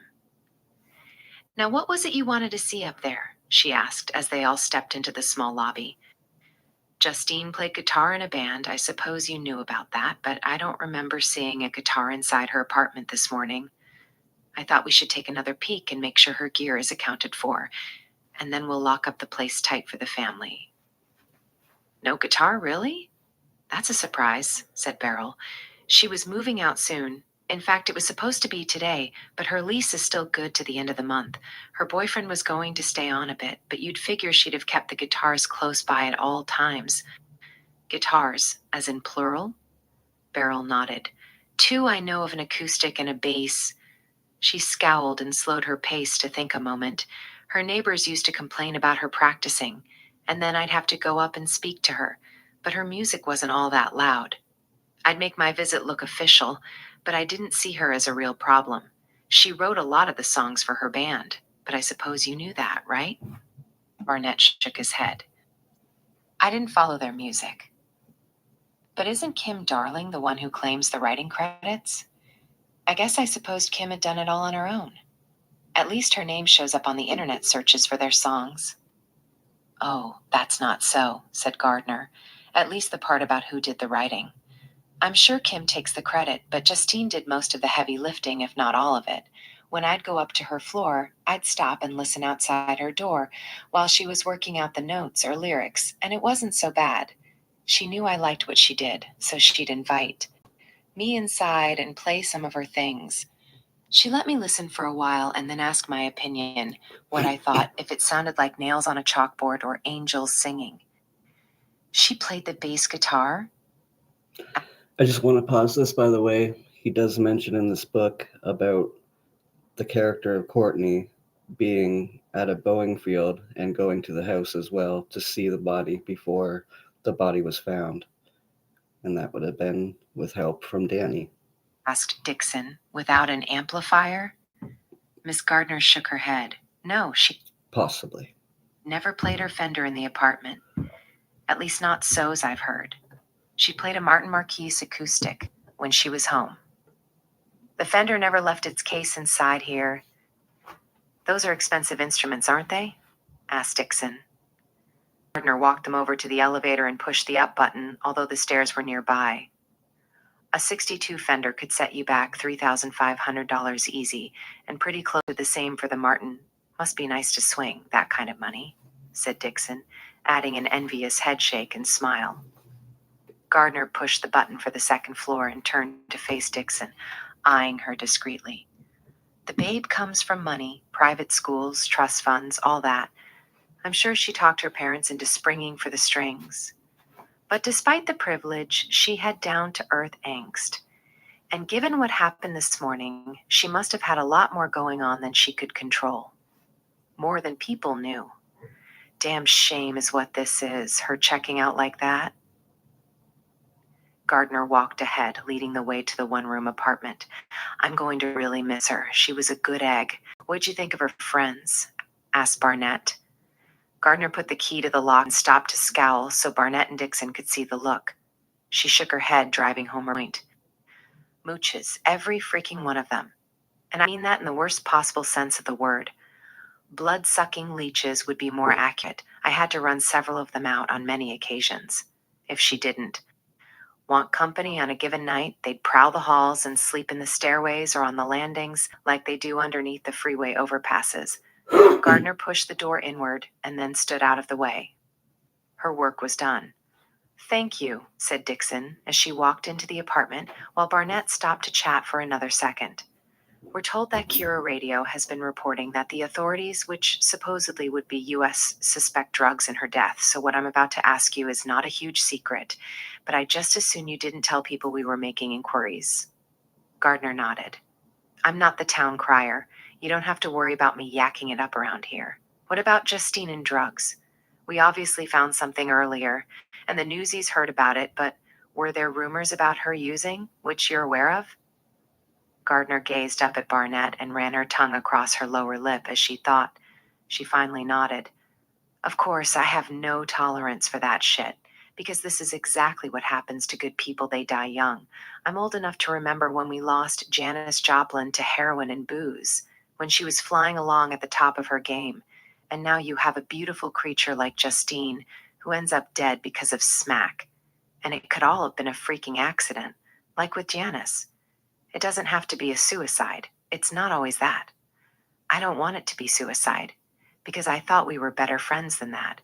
And with drugs, there's no way to tell how strong the dose is or how much a person can tolerate. The shit is terribly lethal, flat out dangerous. That's why it's illegal, for Christ's sake. Barnett nodded, encouraging Gardner to continue. We're thinking accidental, more than anything else, but remember, we're unofficial, her dick-headed boyfriend. Dayton is a stone-cold junkie, but I didn't think Justine was into it all that much. Maybe she chipped a time or two to check it out, because kids do crazy things, and she was a risk-taker. But I could have sworn uppers were her thing, not opiates. Gardner paused a moment while she thought, apparently weighing how much she wanted to say. I'm pretty sure she used cocaine while riding at night, but when it came time to crash, she'd wash down diazepam with a couple of shots of Jim Beam. So, her dying of a heroin overdose blows me away. Heck, I'd even go with her slipping in the bathtub and banging her head on the porcelain because of booze, before I'd figure on heroin. Since you've been in 216 before, would you look around for us and tell us what might be missing? Gardner nodded and walked into the center of the living area, stopped next to an overstuffed chair, and gazed down at a mahogany guitar stand, sitting empty next to the unused fireplace. Shit, she said. Her Martin acoustic should be resting in the guitar jockey, but it's not. Gardner crossed the room and stopped next to a Fender Frontman amplifier. She stared down at it a moment, and then tugged the sofa away from the wall. She peeked behind and shook her head. Double shit. She kept her Fender in the carrying case and hid it back here, but it was hardly a secret to anyone who spent any time here at all. Let's check the closet and bedroom, said Barnett, see if they ended up in there for some reason. And since you're looking, let us know if you see her purse. There was nothing in the closets, the kitchenette, bathroom, or under the bed. Gardner scowled and shook her head. Those little fucktards probably ripped her off after figuring she was dead. More than likely they'll want to come back for her amplifier. I'm sure they could get a couple $100 for it. Do you know who all might have been here with her last night? Asked Dixon. Gardner shook her head. Not for certain. I suppose you'll have to ask Dayton, see if he'll tell you. But there's typically a bunch of homeless kids she'd let crash on the sofa or floors. But I already told you that. They all like to claim they're part of a band, or used to be, gonna be, or wanna be. But who really knows? Justine didn't mind. It was probably her way of redistributing Daddy's wealth. A noble gesture. But those kids are always a problem for me. They can't just share someone's largesse and leave it at that. They have to push till you regret helping them. What about Kim Darling? Asked Barnett. Have you seen her up here before? Oh yeah, sure. Lots of times, but not recently that I recall. Not in the past 6 weeks or so, but I don't keep tabs on this unit or the renters, especially late at night. I'm not the ward matron.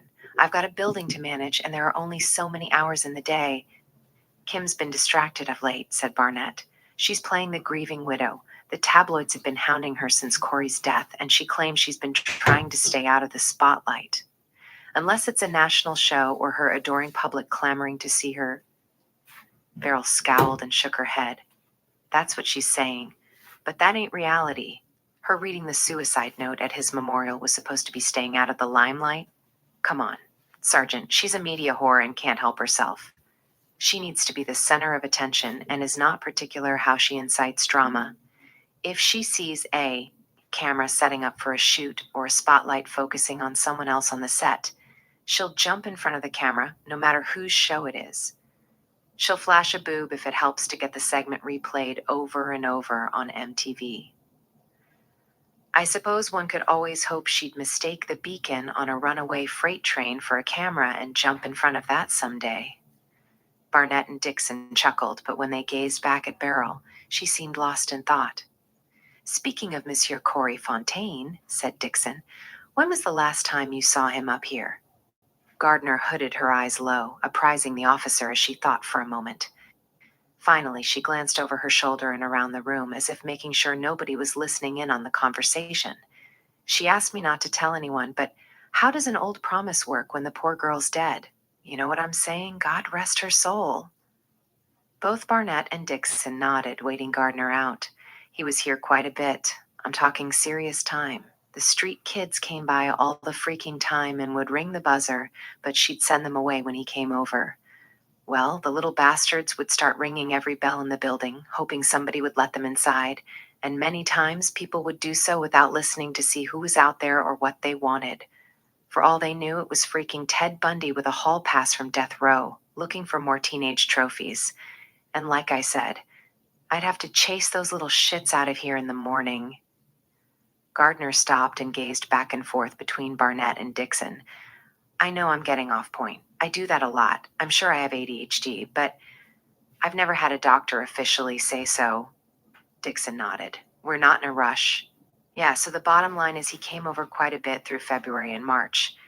I'd sometimes hear them playing the guitar and singing together, as a duet. I used to stop and listen from the hallway.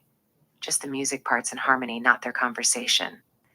I didn't want to hear intimate whispers and love sounds, just their music. I admit I'm a voyeur of sorts, but I'm not so bad that I'm a peeping Tom or eavesdropper. I loved the music and singing. It was different than what they performed on stage. It was nice, if you ask me. New stuff, old stuff, cover music, or what? Asked Barnett. I'm thinking they were working on new stuff together, and always acoustic.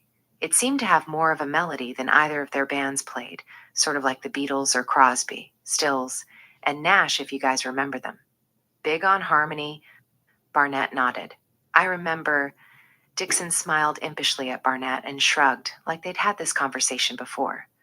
I got the feeling he was helping her compose music, like she might have been thinking about going solo and needed her own portfolio to do it. In fact, I think it was Corey who gave her the Martin, not her parents, but don't quote me on that. I could have it wrong. He played it a lot. I know that much. But I'm thinking they had something special going between them. I don't know if Kim knew about this little arrangement. Corey told Justine he had an open marriage, but early on, when he was leaving for the night one time, he told her not to let Kim know he'd been over. No sense making trouble, is what he'd said. So, how open is that kind of marriage? Might be open for Kim Darling, but it doesn't sound like it was open for him. Justine confided in you, said Dixon, more statement than question. Well, I thought so, but apparently I was wrong. Seems now she didn't confide enough when she might have had a lot on her mind. But as I'm saying that, her committing suicide doesn't make sense. It would seem to shout, I'm tired of my life, which she'd taken huge steps to change. Why would she quit on her new journey, one she was excited for and just setting out on? Barnett and Dixon nodded at each other. Gardner had a point. We don't have the autopsy report yet, Beryl, said Barnett, and we haven't seen the toxicology screen or know the de facto cause of death. We're thinking, between us, it might have been positional asphyxia, but we're not doctors, and there could be other scenarios we haven't considered. Yeah, said Beryl, her eyes directed somewhere outside the window, the 1,000-yard stare. What you do when you're fighting back tears in front of company. I don't know what that is. What you said. Barnett nodded his understanding at the emotions she was processing. In certain situations, he said, like when police wrestle with someone who's morbidly obese, the added weight of a pile of police officers on top of a large person can be more than their bodies can handle. They can't make their chests expand enough to catch a breath. The weight or pressure compresses their chests and keeps them from being able to reinflate their lungs to snatch a sustaining breath, or it shuts off the flow of blood to important organs. The experts think this is actually what happens in a lot of crib deaths, like when a mother rolls over on top of a baby on a soft bed, and it may explain deaths where there are no other obvious signs of trauma. Gardner nodded along, following the theory.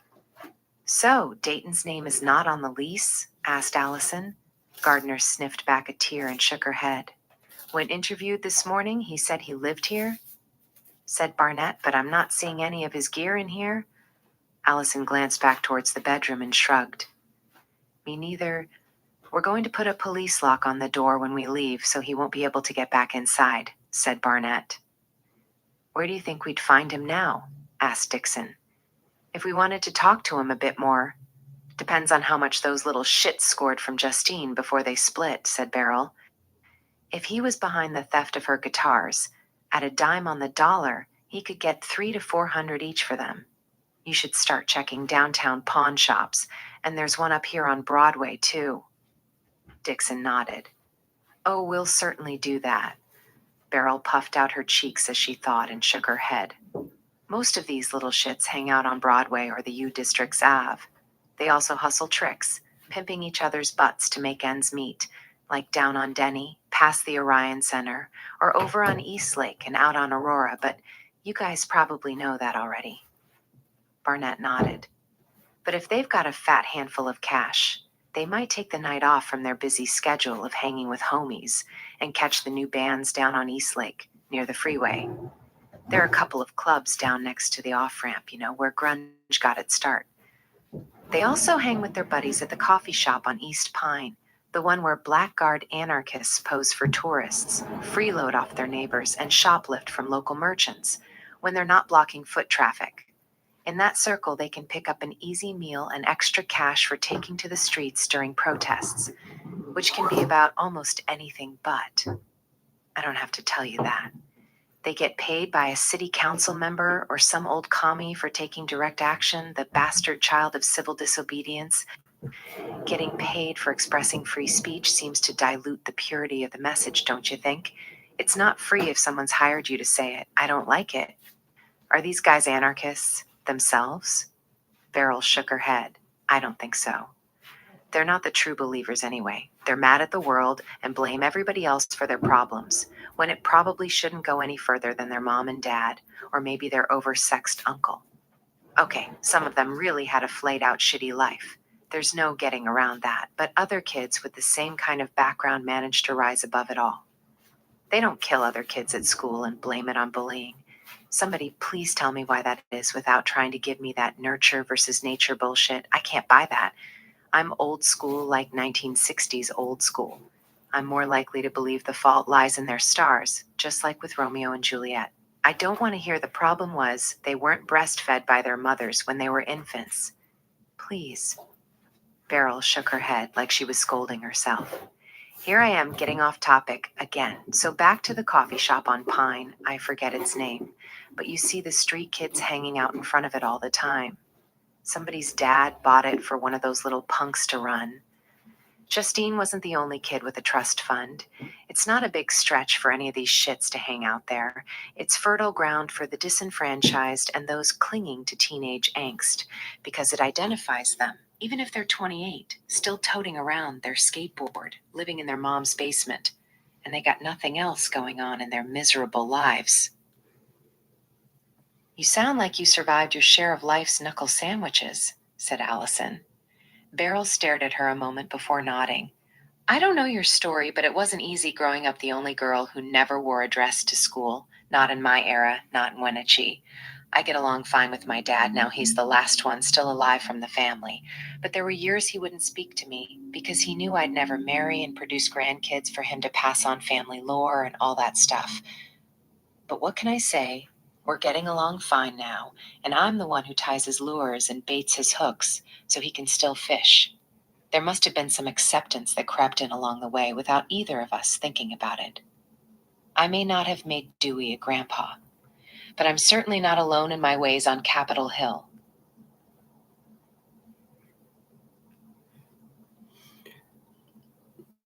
All right, just a sec. On to chapter 10.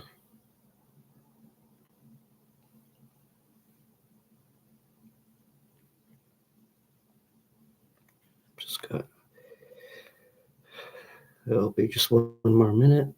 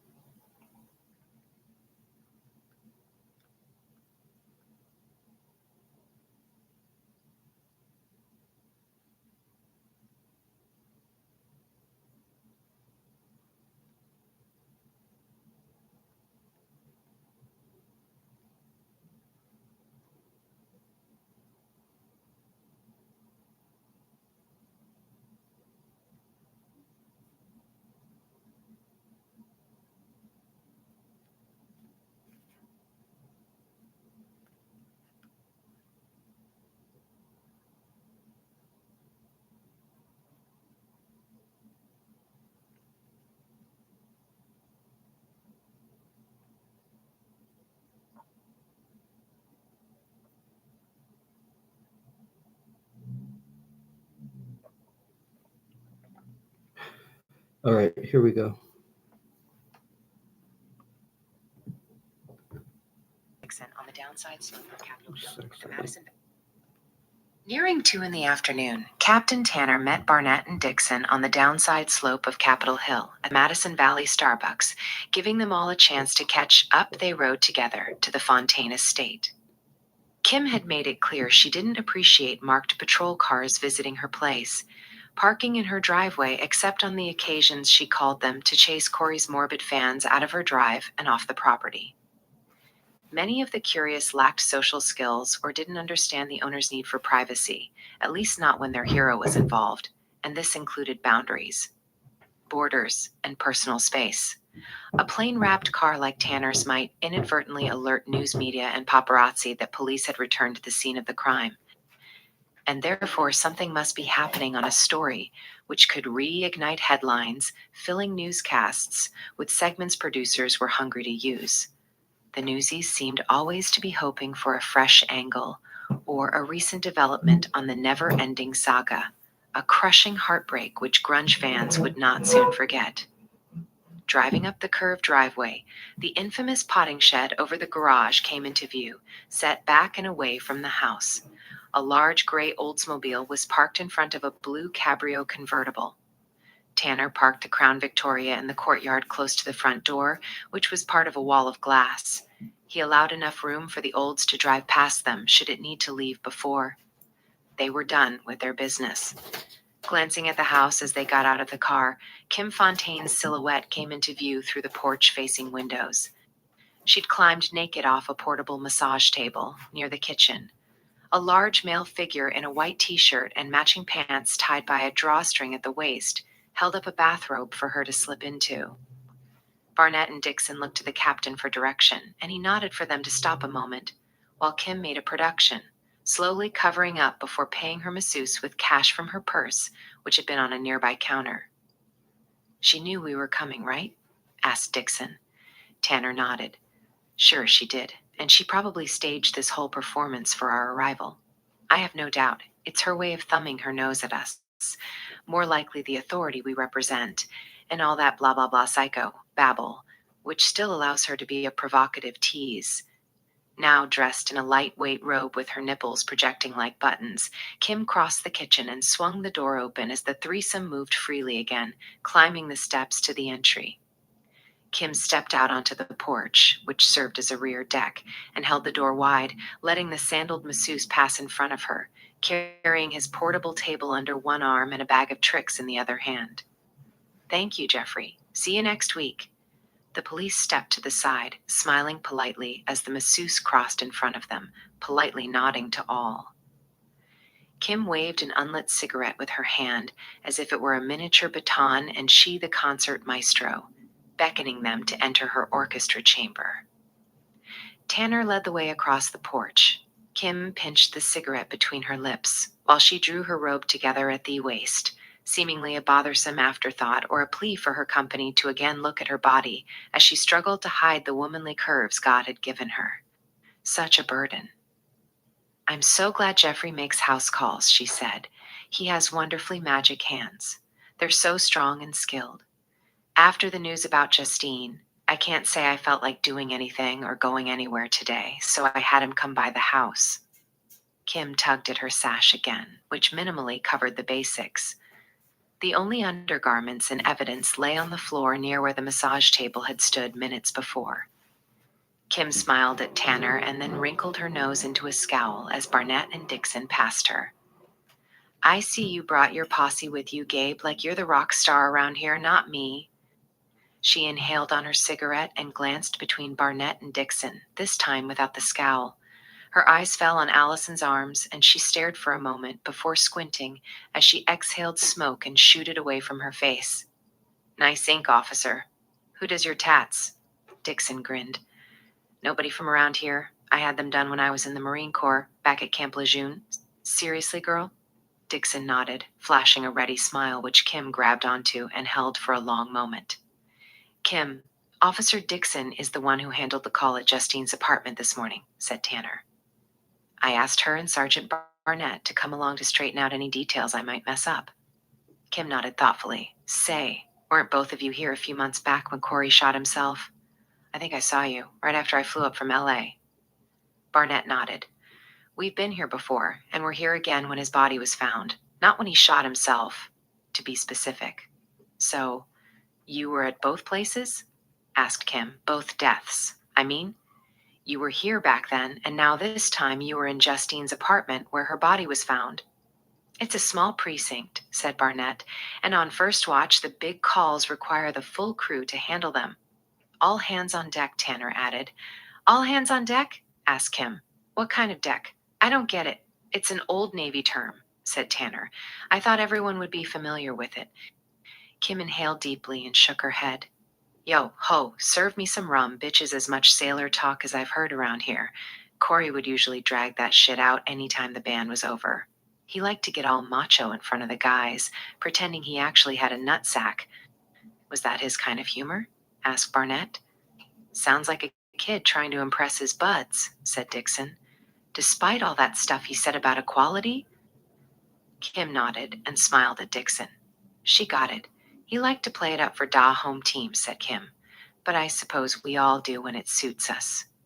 She held out her cigarette and pointed it this time like it was a beacon, lighting the way for her guests to enter the living room. The large room featured a magnificent view of Lake Washington, over the tops of trees and houses below and across the street. The sofa had a raincoat tossed on it, along with a pair of shoes on the floor, near a small pile of mail, including People and U.S. magazines. Kim took a corner seat on a sofa and crossed her bare legs, which pushed through the gap in her robe. The legs were almost alabaster white in tone, which made the large bruise on one of her knees appear much darker. Tanner decided not to point it out and risk running the gamut of sexual innuendo, which would go with such an injury and suggest where the origins of such a bruise could have come from. Tanner sat down in an overstuffed chair across from her, while Barnett and Dixon gazed at Tanner, seeking his direction on whether they should sit or stand. He read their looks and inclined his head toward the chairs, but Dixon shook him off, indicating that like most police officers, she preferred to stretch her legs when she could. There'd be plenty of time to sit during the rest of her shift. She wandered away from the others to the windows, and she admired the view across the lawn, over the shrubbery, to the vista beyond. I'm afraid I don't have much to add to what I've already told you, said Tanner. The medical examiner will make the final determination after he gets the lab results back. Kim nodded and pushed with her tongue at something stuck to her lips, like a flake of tobacco. She made a spitting sound, trying to shoo it away. Would that be Ned Hargraves? She asked. I'm not sure, said Tanner. Is he the doc who did Corey's autopsy? Kim nodded, lowered her head, and shook it back and forth before letting out a sigh. I wish I'd known Justine was in crisis. I could have been there for her. I'm sure I still have a dose of naloxone in my purse, and I could have given her a shot, maybe saved her life, if I'd known about it. You carry naloxone as a matter of course? Asked Tanner.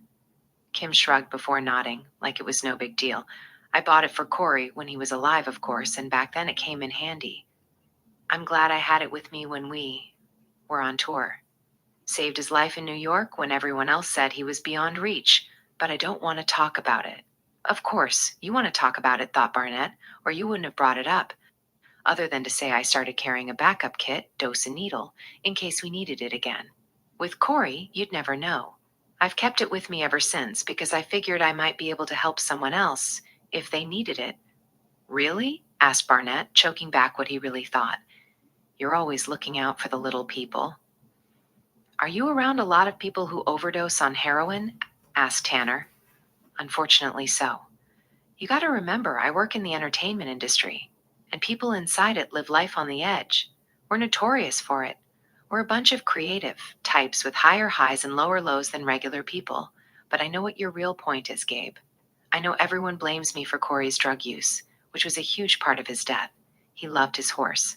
They say I didn't do enough to keep him happy or meet all his needs. But what about my needs? No one gives a shit about them. They say I enabled him, whatever the fuck that means, and more crap like that. They also say I drove him to doing it.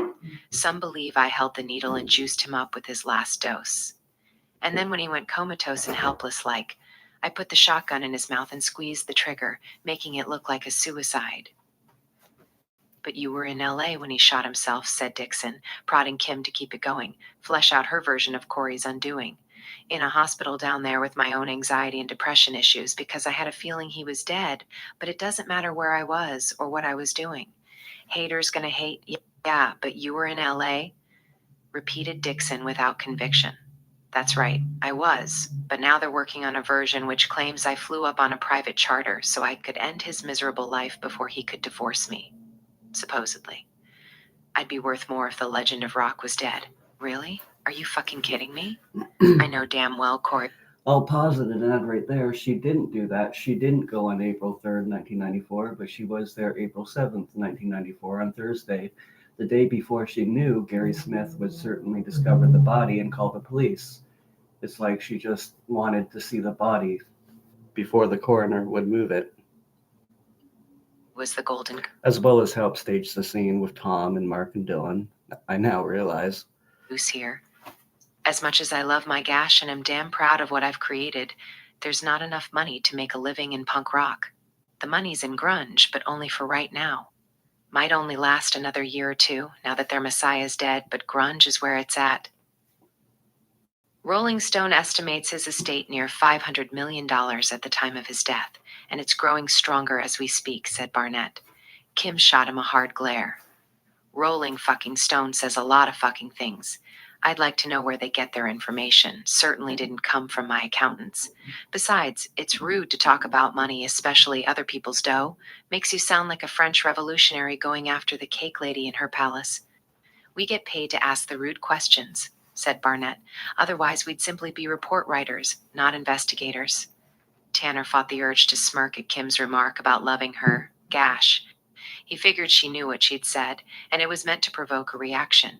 He waited her out. She inhaled deeply, spread her arms wide across the sofa, and gazed at Tanner.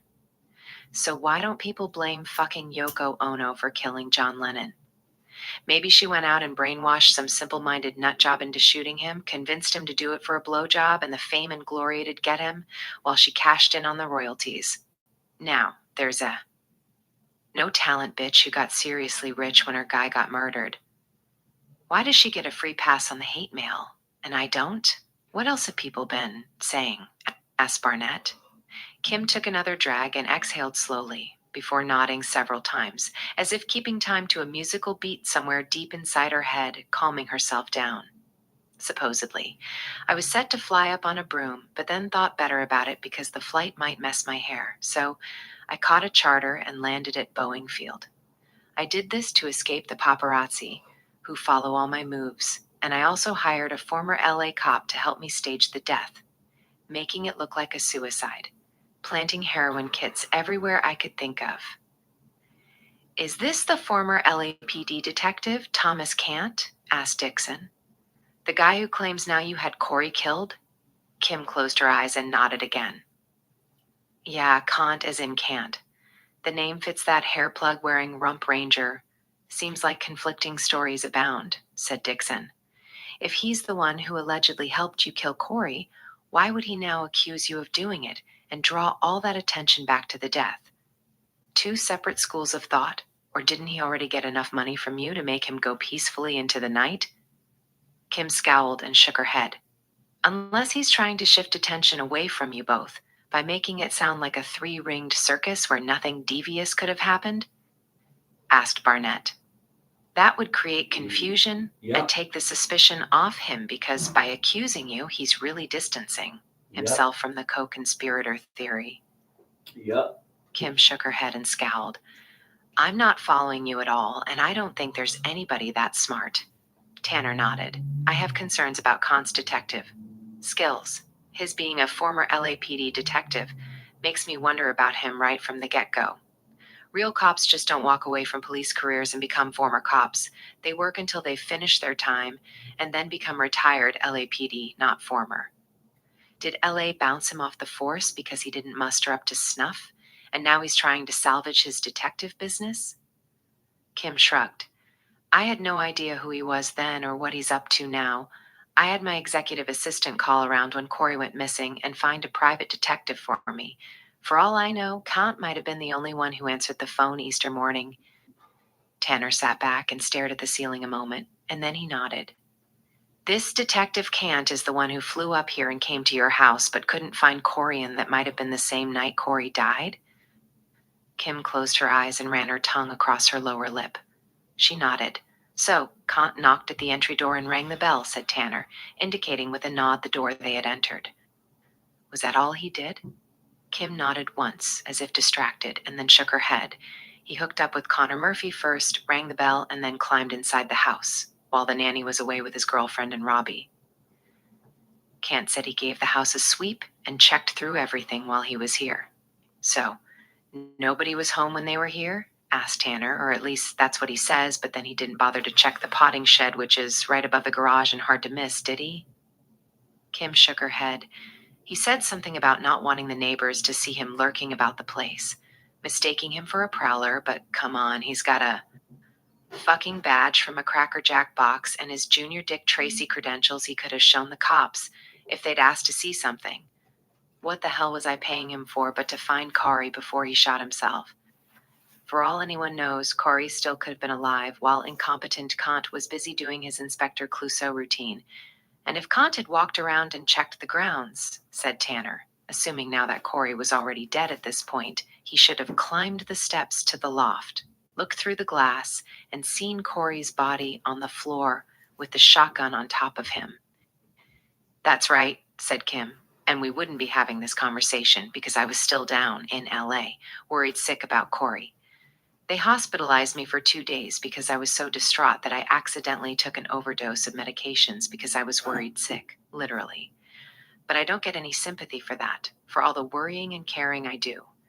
Nobody sees that side of me, but maybe that's my fault for keeping my emotions bottled up. And so, no one cares about how I felt, afraid I was losing my husband and all. They only cared if I had an alibi, which proved I wasn't in Seattle at the time.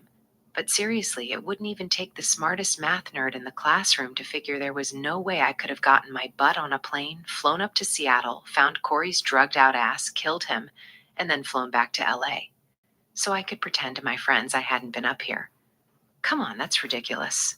Yeah, she didn't do that again. She did that on April 7th when Tom Grant flew down as well, Thursday, after Kurt was already dead. Too many moving parts for that to have worked. Something would have gone wrong? That's an awful lot to assume, said Tanner, nodding slightly. But since Kant didn't do any of what I asked him to do, there's now a 3-day gap until the electrical fix-it guy spotted Corey's body. So if a wire guy could find the body, on a routine installation, people naturally want... And she's playing along with the bullshit of April 5th, of course, being the date of death, which is not. Why not Kim's for hire detective? How come? Somehow, in their minds, this equates to me being intimate with Kant, flying up here with him to do the murderous deed. She is very manipulative, even twisting facts that are real, but, playing along with twisting them. Sure the coast was clear, and then me flying back to LA. In that scenario, Kant hangs around and tries to look as inept as a private dick possibly can before he catches a commercial flight home right after the body's found. But that should mean he would have had to have flown up on a separate commercial flight, said Dixon, so then he would have left a traceable record, right? He couldn't just fly one leg of the round-trip commercial, he'd have to ride them both because those facts can be checked. Yeah, said Kim, nodding her head. Unless he flew up under an alias so he wouldn't leave a trail. Madonna and Cher fly that way all the time. Do people think there was something going on between you and Kant? Asked Dixon. Is that another rumor we're hearing? Kim eyed Dixon a long moment, and then she patted the far end of the couch. Take a load off, Maureen. Have a seat over here. Despite what Gabe's told you, I don't bite. Dixon came away from the window and took the opposite end of the couch, keeping a cushion open between her and Kim. After taking another drag from her cigarette, Kim shook her head. Kant figures he's a regular Magnum PI. He's trying to grow a Tom Selleck mustache, but he's an imposter there too. He colors it in to make it look dark and high gray. Looks more like a porn star than a dreamboat. We didn't connect. But the theory is something must have gone sideways between us romantically. So he turns around and blames me for Corey because he's trying to hurt me. Supposedly, he's mad because he won't get any more of Corey's money, which he demanded for his part in this phony scheme, a large cut at that. So now it's like if people start focusing on me, they'll forget he was the one up here during the time Corey shot himself, not me. Maybe he could have prevented it if he wasn't such an incompetent dipshit. So then, why did And so that's Courtney and Tom playing off of each other. she keep giving him jobs to do for her? Barnett thought. Kim rolled her eyes and gazed at the ceiling, lost in thought. And what was I supposedly doing during the 3 days I was waiting to hear whether Corey was dead or alive? Was I racking up frequent flyer miles on Alaska Airlines, catching the red eye back and forth between Seattle and LA? I haven't heard anyone say they saw you on an airline, said Barnett. Exactly my point, Kim shot back. I was in a treatment center, like I said. The room was silent. Kim grimaced and shook her head.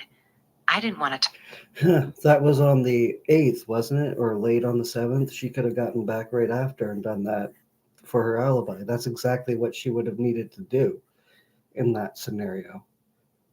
talk about Corey anymore anyway. I'm tired of it all. How'd we get on that topic?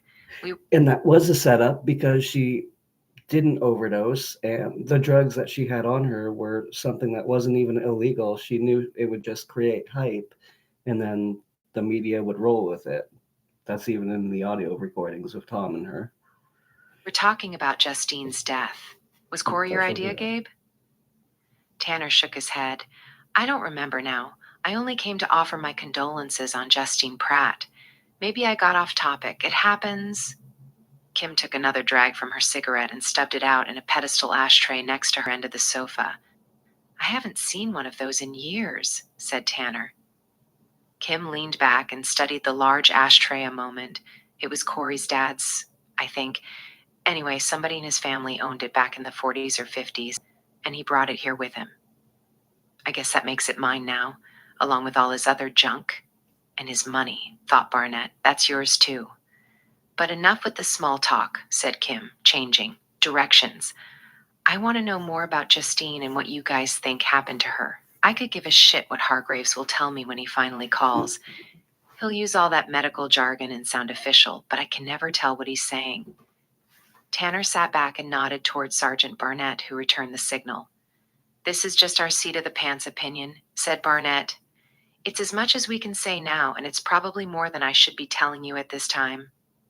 Kim nodded impatiently, encouraging Barnett to cut the build-up, get to the point. It appears her death is an overdose, possibly complicated by positional asphyxia. And there's nothing conclusive on that. Kim's eyes flared wide for a moment, and she shook her head. What the hell is that what you said? Sounds like you're channeling Ned Hargraves in a seance. Justine may have caught herself on the side of the tub, which pressed against her chest enough so she couldn't catch her breath. She might have been too stoned to fight it off and set herself free. If she'd slipped back into the tub instead of getting hung up on the edge. I don't think there would have been enough water there to drown her. Kim nodded. And was that the side of the tub where you found her diary? Barnett nodded. I'd laid my flashlight on the floor while I helped the ME lift her out of the tub. When I squatted down to get it, I thought I might as well peek underneath the tub. A passing thought is all it was. Back against the wall, I found the diary, along with a fountain pen. What'd the pen look like? Pretty fancy, I'd say. A black upper end Mont Blanc or something like that. All right, I'll be back later, and we'll continue reading this book. Well, listening to it. Take care.